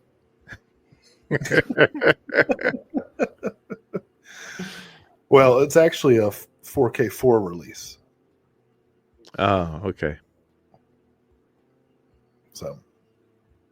Do what now? It was a palindrome joke. Wow. Forward to backwards. Yep. So speaking on the 4K side, Radiance has said they will not put out a ton of them. They basically said they will do like a few in their first year. I think they said literally 2 or 3. And they also said for anybody that has been worried about it, they have no desire to re-release anything that they've released previously on Blu-ray onto 4K now. So do not expect that to happen with them whatsoever. Kino will take care of it. Probably. And Criterion. That's the big one. Oh, they have a great slate this month. Oh, yeah, keep going. Look at this. June 23rd in the UK, June 24th in North America, we get The Tale of Oiwa's Ghost from 1961. Again, beautiful cover art on this one. This looks great. This says, when the daughter of an elite family takes a shine to poor samurai Lemon, he sees an opportunity to climb the social ladder. He just needs to rid himself of his only obstacles, his loving wife, Oiwa. He poisons her and dumps her corpse in a nearby swamp, but she returns as a horribly disfigured ghost to haunt Lemon on his wedding night. Crime film specialist Tai Kato brings the famous ghost story of Yatsuya to the screen as a gritty tale of murder and greed with an intense lead performance by Wakayama, who was also in the Bounty Hunter trilogy and Big Time Gambling Boss that they put out. There will be a visual essay on Tormented Female Ghost, that's so specific, by Lindsay Nelson. Newly improved English subs, and then there will be a booklet that is in this with new writing by Tom Mess and an archival review of the film. Sounds interesting. The plot synopsis sounds kind of like A Place in the Sun. The Theodore Dreiser novel, Montgomery Clift and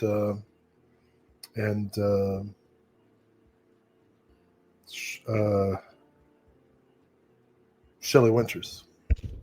That's the one. Yeah. All right. I want to see this for sure. Oh, yeah. Look at this. Next up from Radiance is World Noir Volume 3. This is coming on June 23rd in the UK only. However, they are advertising that this is region free, so anybody should be able to pick this up. This will include Not Guilty from 1947, The Lost One from 51, and Girl with Hyacinths from 1950. Peter Lorre stars in and directs The Lost One, which is his only directorial feature. For special features, we got a 4K restoration of Not Guilty, HD digital transfer of The Lost One, 2K restoration of Girl, and a couple of these are first time on Blu-ray ever, and then Girl is first time on Blu-ray outside of Sweden. There's going to be a limited 80-page perfect bound book with writing on the films and new writing by critic and experts, including Farron Name, Martin Waits, Elena Lazick, Jordan Searles, and more. Not Guilty is a new interview with Imogen Sarah Smith and some archival extras. The Lost One is a new commentary by Alan Rode and Stephen D. Youngkin, an interview with Pamela Hutchinson, and an interview with the programmer and historian Margaret Darius on post-war German cinema. And then Girl with Hyacinths has a new commentary by Peter Gilmstad, some archival extras, and then a visual essay by Julia Armfield. Can you imagine how dark a Swedish film has to be called noir? I mean, like their regular films are bleaker than any American film noir. Yeah. Their comedies are bleaker. I've never seen that Laurie film. I'm mostly interested in that one. Yeah, this is a big deal. All right. Everybody seems pretty happy with that one. That's nice. Very. Going to the next one from them. This is La Terra Trema from 1948, coming on June 23rd in the UK on Blu-ray. UK only, not US. This is a worldwide Blu-ray premiere of this movie. And it's a 2K restoration of the film. It's got a new interview with the critic Christina Newland, interview with the Italian politician and journalist Pietro Ingrao, interview with the assistant director Francesco Rossi, interview with Turi Vasil, and then a booklet with new and archival writing in it as well. This is also listed as being able to be played in Region A, even though you cannot purchase it, they can't sell it in the U.S. is the way that I should say that. If you're going to buy one movie about fishermen this month, this is the one. Not Tarpon? No. Next to the Lydia Lunch announcement, this was the one that got me this week. I love this movie. I love Visconti generally, but this might be my favorite Visconti movie. And that includes The Leopard. You know? Amazing. This is a major endorsement. God, Sibner, I'm going to take a moment and say that Sibner's been chopping it up pretty well with the bad jokes. He must have had a nap. Yeah, he's got some good ones. I'm going to embarrass him and say, let's see how long ago. It was 21 minutes ago. Sibner texted me and says, I'm dropping A-grade material at 12:30 a.m. and nobody appreciates it. Look at that. We do. That Al Gore joke hit quite well. Yeah, I liked the Gore one. Yeah, that was a good one. Pretty killer month for Radiance, which I feel like I say every month, which is crazy. No, this is unbelievable. Like the only way they could have topped this month is if they had another Damiano Damiani film. This is such a great slate. World Noir Volume 3 will likely sell out quick. It's the first of the series to be region free. Damn it. I still have to get the first two. I don't feel like I'll understand the third one.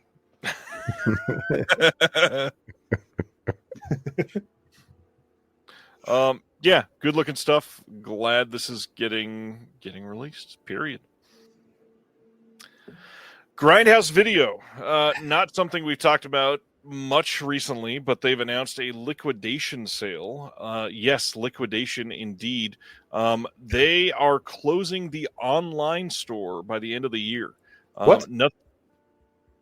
Yep. Nothing is changing for online shoppers until late 2025, except for big deals like you can get right now from 10 to 50% off. One thing they don't advertise very well, the deal does not show until it is in the cart. So there's a lot of really great stuff here, like old Code Red stuff, Scorpion stuff, some deals on some good new items too. It is a decent sale, worth checking out. I will definitely say that. What's crazy, a lot of people don't know this, but he says late 2024 was a rough time behind the scenes there. There was issues with vinegar syndrome that we talked about on this show. The post office, which has been solved, thankfully, rising cost, lawsuits, which you can check out on live videos on Facebook under Dark Force Entertainment, and much more. After all of this, he wants to go back to the beginning of what made Grindhouse Video to begin with, and that's a retail store. So he is reopening the physical store. It will be the same location in Knoxville, Tennessee in early 2026. This is his main focus. He plans on making it even better than when they were open a year ago now. He's excited that this new chapter will be a great one for him, and I just clicked the wrong button and minimized that instead. I will bring that right back up. I apologize. Grindhouse Video shutting down the online site by the end of the year. Will, you're surprised. Any thoughts? I didn't know that was happening. Yeah. I missed the last couple of weeks of the live stream, I guess. Well, for people who don't live in Knoxville, that's sad. Yeah. Yep.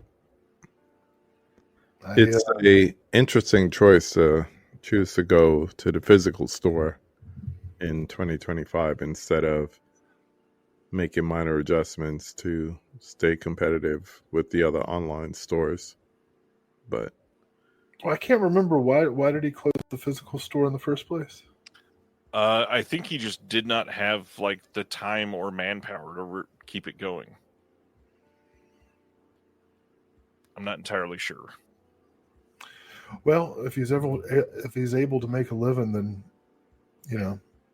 God love him. But that makes me sad. I was a pretty regular customer.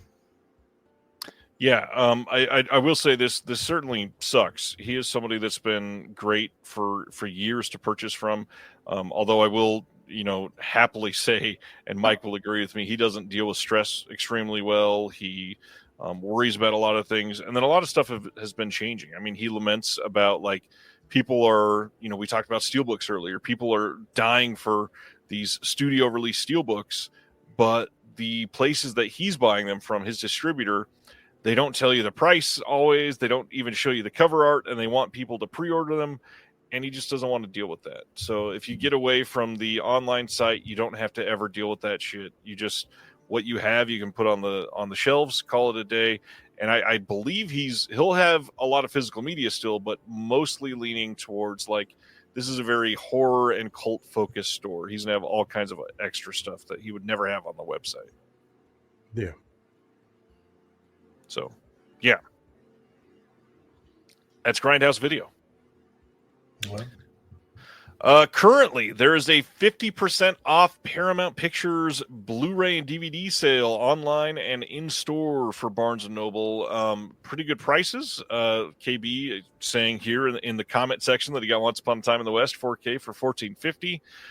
There's some great deals on things like Paramount Scares Volume 1. A lot of the Paramount Presents titles are literally down to like $12 to $15, which is pretty damn good. If you are after those are the best releases of many of those titles. There are some titles that for some reason are not showing on sale, so just a warning there. It's odd. There's no reason why it's showing as excluded, but yeah. Check it out. And some of them you should just, it's kind of like how Target's cart kind of operates. It's like it's there, but you won't see it if you're just browsing. So it's better to do a Google search looking for something, and then you'll see it. And then the thing is, not everything is 50%. Some things are 20%. Yep. So it's on sale. It's just not going to be. Yeah, Sibna just said it. Worst search engine next to Target. So, which is saying something because Target's is pretty bad. Pretty bad. Target's is real bad. Those 2 get 1 sales. It's terrible. But yeah, there's some good stuff there. That Paramount Scares Volume 1, I don't even remember what it retailed at, but to get it down to the price that it is now, you're not going to get that. And it was pretty low over the holidays. I know that's when I picked it up. So that's probably the lowest I've ever seen it. So it's a good way to get some 4Ks. So. And then on top of that, Amazon is price matching a lot of these. So if you are, for some reason, only able to shop through Amazon, check it out. Yeah, totally agree, Ronnie. Target's is freaking terrible. Target's pisses me off because if they don't have something in stock, it's not listed on their website. It doesn't come up in the search results. So you can't add something to your wish list. You can't do any of that crap. The best way to find it is to go on Google and search Target, then the name of the item, and then it comes up as a listing, and then you can add it to your wish list. It sucks. Yep. All right. Handful left. May 20th, Classic Flicks is releasing The Proud Rebel from 1958 on Blu-ray and DVD here in the U.S. There's going to be a commentary by Alan K. Rody, the author of michaelxcreates, Life and Film. New interview by Alan K. Rody with the actor-producer David Ladd, who's the son of Alan Ladd, who was in this, of course. Isolated music track, mostly intact. And then a restoration comparison, which, man, I wish most of these releases had those. The restoration comparisons are always great. Yeah, I like those. This is a day one. Good release. Olivia de Havilland as well in this. I like Olivia de Havilland. I'd say that's a brave take. I'm just kidding. She's incredibly popular. Coming on May 20th on a 4K Steelbook from Sony, like we just kind of complained about. A Knight's Tale from 2001, the Heath Ledger movie. I feel like we could have done a lot better than that cover. It's not terrible, but I don't know, kind of bland. This one has a new 4K restoration of the theatrical and the extended version of the film presented on disc. It will be Dolby Vision. Brand new Dolby Atmos track for both versions of this. On the Blu-ray disc, new extras, new deleted scenes or extended scenes. There are 5 of them. New gag reel, a new Quill and Quarterhouse second unit photography commentary with the director and 11 behind the scenes featurettes, some others. Lots of stuff coming on this one. A Knight's Tale. KB, how do you feel about this one? It's fun, but I've seen it enough times. It gets to a point where you start to look at titles and you say, I'm good if I never see that again. Yep. That's where I am. Will, have you seen this one? No, but I'm kind of traumatized because around the time that it came out, I recall one of my classes, some students were talking about Heath Ledger and this movie and the Joker and everything, and I can't remember what joke I made, but the punchline had to do with his death. And then 2 days later, he died. Oh. And Yikes. so I opened the next class with, why couldn't it have been Zac Efron? And it got more laughs than I thought it would. But to be clear, I don't want either of them to be dead. But now, I feel like I can't watch any of his movies without feeling guilty. Well, I mean, you killed Heath Ledger. I get it. That is legitimately what several students said to me.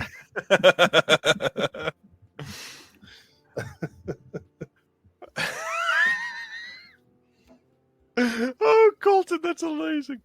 Oh, man. Oh, Ronnie. Heath Ledger died on Ronnie's birthday. Oh, that's a bummer.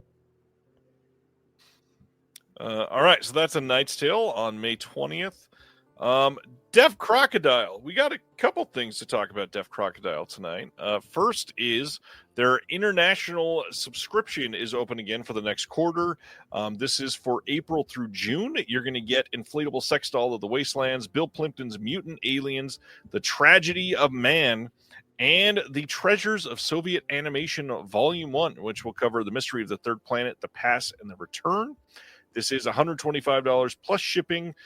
You will get all of those titles, plus some random trading cards, a single money-saving shipment sent to you around June 30th.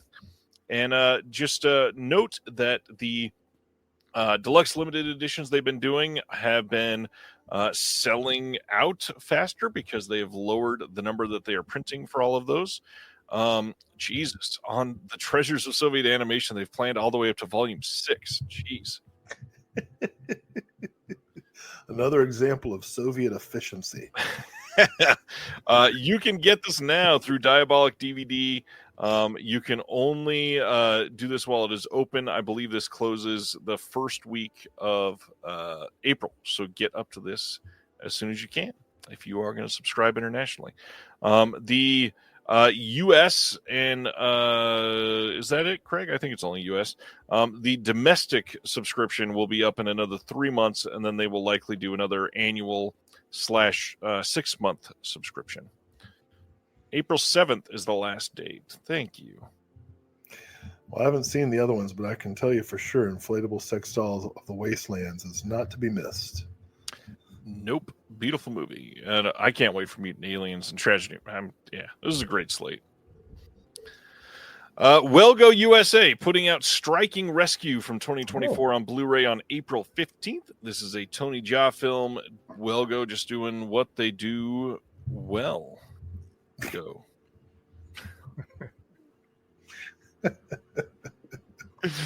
I loved that laugh. That was worth it. Thanks, Will. I just showed last week in Cult Films we did a month of martial arts films. So we looked at 36 Chamber of Shaolin. We looked at Michelle Yeoh and Magnificent Warriors, and as I like to do, I showed a film with Tony Jaa, one of Tony Jaa's proteges, Ji Yanan, and Chocolate. You ever seen Chocolate? Chocolate is great. Yeah. Great every time I show it, at least one student is like, "This is my new favorite movie of all time." Amazing. and it's usually like, not that it is usually like women students who really resonate with Chocolate, for obvious reasons. A lot of reasons, yeah. But I always show, when I show Chocolate, I'll show some clips from Tony Jaa movies, so that they can kind of see the school that Yanan comes from, and just the style of the modern Thai martial arts movie, which is very different from Japan, Hong Kong, obviously different martial arts style. And the thing about Muay Thai that we all, of course, love is that it involves hitting people as hard as you can with your elbows and knees, which is constantly nonstop. And that's a very cinematic style. So, I know Tony Jaa has gotten older and doesn't quite do the same stunts that he used to. And I don't know anything about Striking Rescue except that I am going to see it. All right. Sounds good. Respect to Tony Jaa. Shoplifters from 2018, a film from Koreeda that people have been asking for a good release of for a long time in the U.S., finally coming to Blu-ray on April 1st from Magnolia. I'm seeing no bonus features on this, but just to be able to have the film out there is a great thing. Well, there were, but,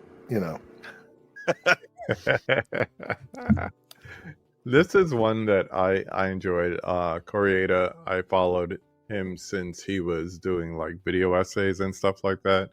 And when he did his first feature, it was kind of like, all right, what else? And just got into more and more of it. So this one was quite a good film. So it's nice that we're finally getting it here in the States, because everything has been an import of some sort. Fully agreed. All right. Oh, man, the response to this post. May 13th, Mill Creek is releasing Masters of the Universe Revelation and Revolution from 2021 and 2024 on a Blu-ray Steelbook in the U.S. Supposedly, this is god-awful. This was a Netflix series that I knew nothing about before this, but, man, did my comment section go ablaze immediately with people saying this is hot garbage and no thank you. Was this the series that like Henry Rollins was in? Not sure. Am I wrong? Wasn't there a Henry Rollins Masters of the Universe? I didn't see these new ones. It's hard for me to let go of the originals. You know, Same. like my daughter was into the new She-Ra for a while, but I kept being like, let me show you the real She-Ra, and it's better. It's just better. So I don't know about this. I don't like emo Skeletor there. That doesn't look good. Emo Skeletor. That's what he looks like. TerraVision is celebrating 10 years this year as a label releasing horror and cult items starting in April. So to kick that off, they've announced their 2025 vinyl subscription, and it includes the following titles: The Sender, Cheerleader Camp, Immaculate, Fire in the Sky, Cabin Fever, and The Legend of Boggy Creek. They've got this available now. You can choose between like the VIP option, which comes with all the bonus goodies, or just the records if you want to save some money. You can check this out now on their website. I know it's not home video, but for a TerraVision imprint, this is a pretty big deal. They're going to be doing some other stuff to celebrate 10 years all year. So, yeah, check it out. I want to say to Colton, I agree. The new She-Ra is pretty good. I just have a thing for the old She-Ra. And this TerraVision subscription is fantastic. I mean, the fact that we can have Cheerleader Camp original soundtrack on vinyl. Oh, that's amazing. I wish we could have the movie on Blu-ray, but I love this. This is fantastic. None of these have been released before. So this is the first time they've all been out as a soundtrack, which is a great thing. No re-releases here. And there's no confirmation. I don't know this as an insider or anything like that. But from the TerraVision Discord today, somebody posted TerraVision's doing a Cheerleader Camp vinyl. What about the Blu-ray? And Brad seemed to like tease that it's possible. It wasn't confirmed, but it's... I don't know. Well, you better pass along a message to him from me. I think I know what the message is. Will just got more excited than he's been in a long time. Yeah, this is the most excited I've been since that Lydia lunch announcement 4 hours ago. We'll wait till we talk about two more announcements after this. We're almost done. Tokyo Pop from Third Window is coming on May 5th on Blu-ray in the UK. You can check this out. New 4K remaster. There's some audio commentaries, visual essays, director Q&A, 8-page booklet, and a slipcover that you can get for this release. Kino released this in the US, but now you can get it over in the UK as well. Nice. All right. Deaf Crocodile announced that there is a disc replacement program for Signals. This just got released literally just a couple weeks ago. There are some errors with In the Dust of the Stars that is in this 2-pack release of Signals and In the Dust of the Stars. There's a short period of audio and video glitches early in the film, and a number of subtitles had the last few characters on the text dropped. It sucks that this happened.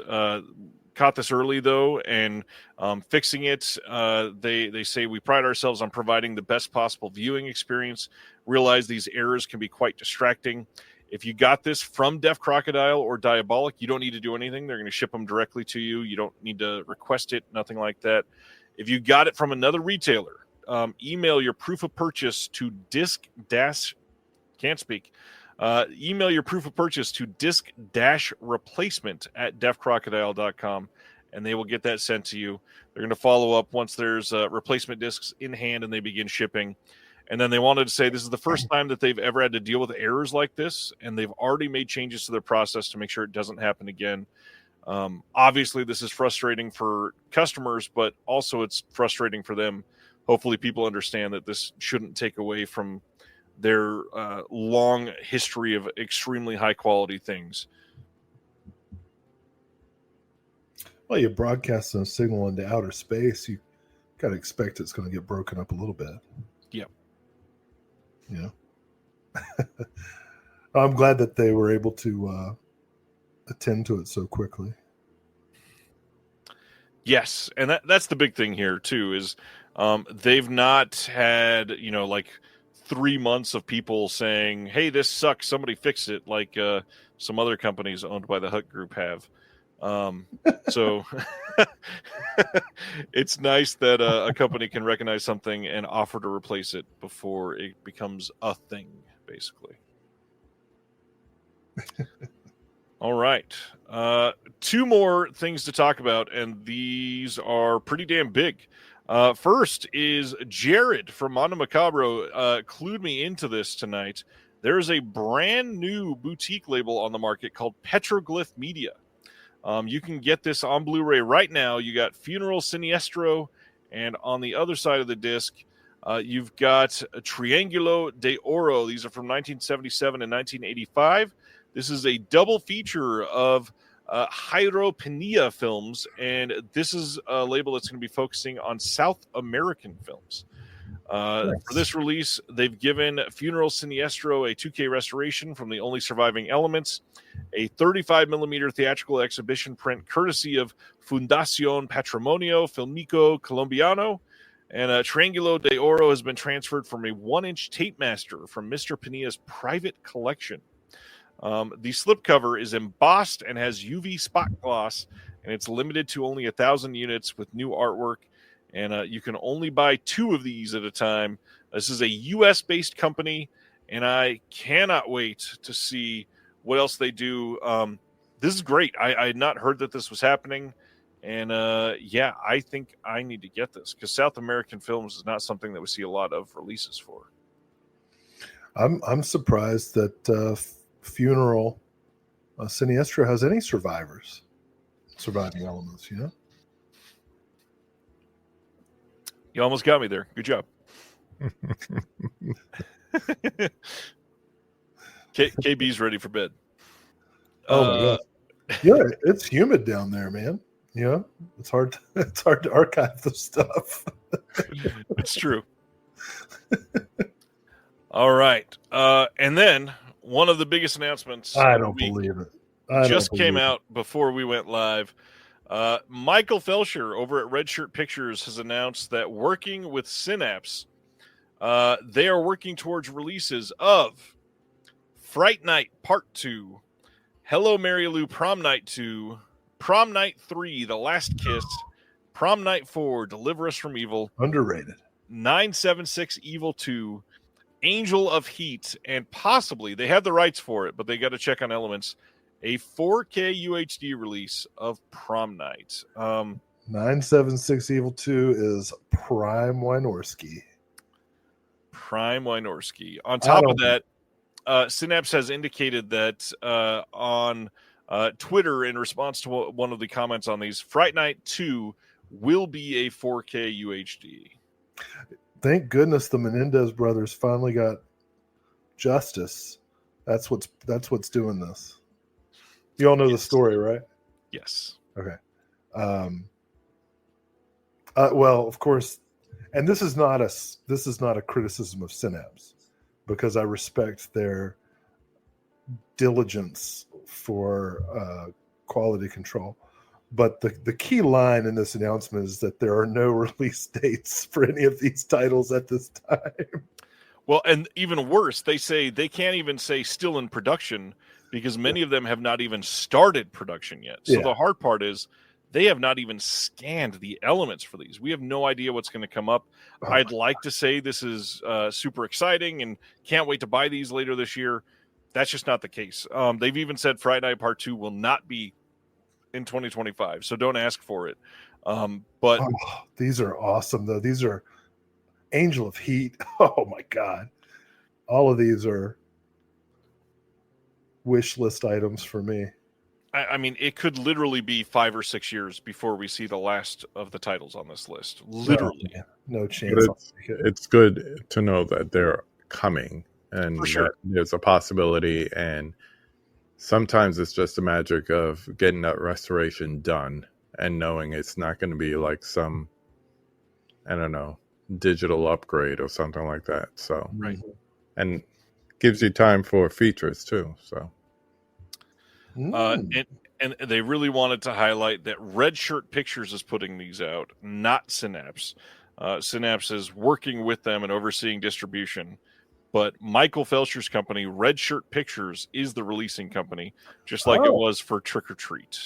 Oh, okay. I was wondering about that. I didn't know that. I'd always thought Red Shirt Pictures produced supplemental features, so they're now releasing. And now they're releasing films on their own? Yep. Trick or Treat was one, and I believe they've done one other before that as well. Good for him. That's pretty cool. So yeah, this is a monumental announcement. There are multiple Grail titles in here for a lot of people that are the people that we talked about earlier that just go to Vinegar Syndrome for trashy 80s horror. Hey, I resemble that remark. No. I mean, Friday Part 2, Prom Night 2, 976 Evil 2 are top of many people's lists that were frequently in video stores multiple times a week from 1986 to 1994. I rank all three of those alongside Godfather 2 and The Empire Strikes Back. As far as greatest sequels of all time. French Connection 2, like that's where they all belong. Damn busy week for announcements. That was 102? Something like that. I think it was just under 100. Jeez. And as a reminder, what's coming out next week? Criterion's release of Thief on 4K, Daylight 4K from Kino. We get a standard release of Trick or Treat 4K from Red Shirt. You can get it Amazon everywhere. It comes with a slipcover at first. The Golden Fern from Deaf Crocodile going to be available on Amazon. Best Defense from Kino. Revenge of the Radioactive Reporter is finally shipping from TerraVision here in the next day or two, I believe. Samurai Fiction coming next week. Wildcat from Oscilloscope. The Outcast, Kinzadza, Prognites, Mysterious Castle of the Carpathians from Deaf Crocodile, also getting their standards. Two-Way Stretch from Kino. The Bloody Lady from Arbalos. Quaxer Fortune, that's going to be coming from VCI. The Killer's Not Alone and Zero Grad getting standard releases next week. Hungry Snake Woman. Eating Miss Campbell coming out from Troma. 100 Tears from Unearthed. Cry the Beloved Country from Kino. Eat the Night from Altered Innocence. And those are the big ones. Semi-slow week after we've had a pretty busy couple months. I don't know. It's a pretty amazing week to me. All that Deaf Crocodile stuff. Come out and see the Zero Grad screening if you're within 3 hours of North Carolina. Please do. It took a lot of planning to get Sam Deegan to be able to come to North Carolina, so we definitely want to make sure that it's worth it for everybody. Come and hang out. KB, what's been going on your channel? Anything you want to point people to? Anything exciting coming up? Did a little wrap up of last couple of weeks with the film journey.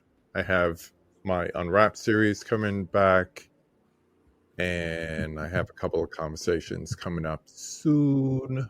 I would say within the next week or so. So always happy to have new people check us out and hang out in the chat, ask questions. I really need to work on Kevin Wilmot being on the conversation. 2 years, I think it's about time we get it's about time. Academy Award winner on there. So see if I could get him on. And now he's a retired film professor, so he has a little more time on his hands. Nice. He's not riding with Spike or anything like that. So, Will, anything you want to shout out to give people's attention to? The big thing this month, right, is the Sam Deegan events. Freckled Max and the Spooks, maybe? Freckled Max and the Spooks, Gwen of the Book of Sand.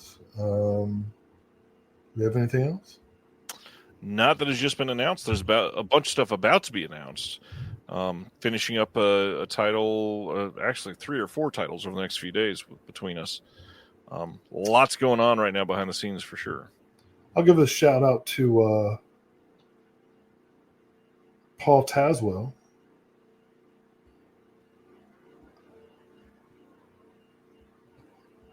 Won the Oscar for costume design for Wicked, graduate of the North Carolina School of the Arts. Very nice. Just seeing if anybody was paying attention to that big Oscars broadcast for a while. Guess not. It's been a busy couple months, and we have a lot of announcements coming soon. But I'm really looking forward to doing these screenings with Sam. We're hoping that the Zero Grad screening will be the first of what will become a regular series here at the Cary Theater that I'll work on, bringing speakers in.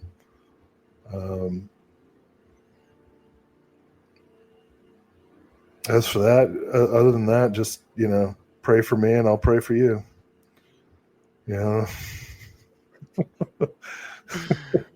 Oh, Will. All right. As usual, check out all the links in the description below. Come join the Patreon. Still running the promotion. There's all kinds of stuff. If you get at the $12 level and pay for a year in advance, you can get a bunch of free items. I got a list I can show you. Busy couple weeks behind the scenes, but we can't wait to see you all next week. Have a good, safe weekend, and we'll see you then.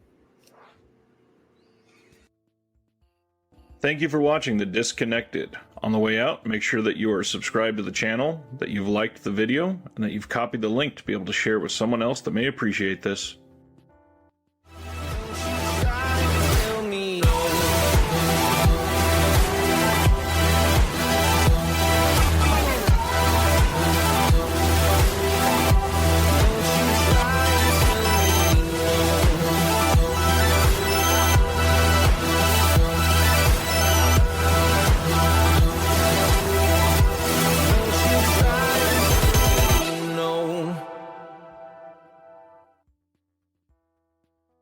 Hello! This is Matt. And Emily from Scarecrow Video in Seattle, Washington.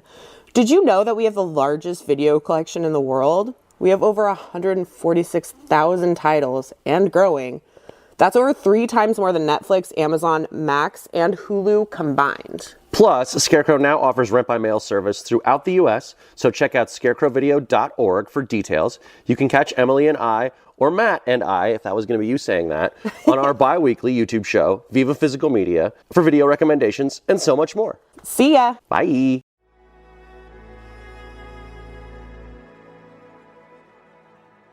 Thank you for listening. To hear more shows from the Someone's Favorite Productions podcast network, please select the link in the description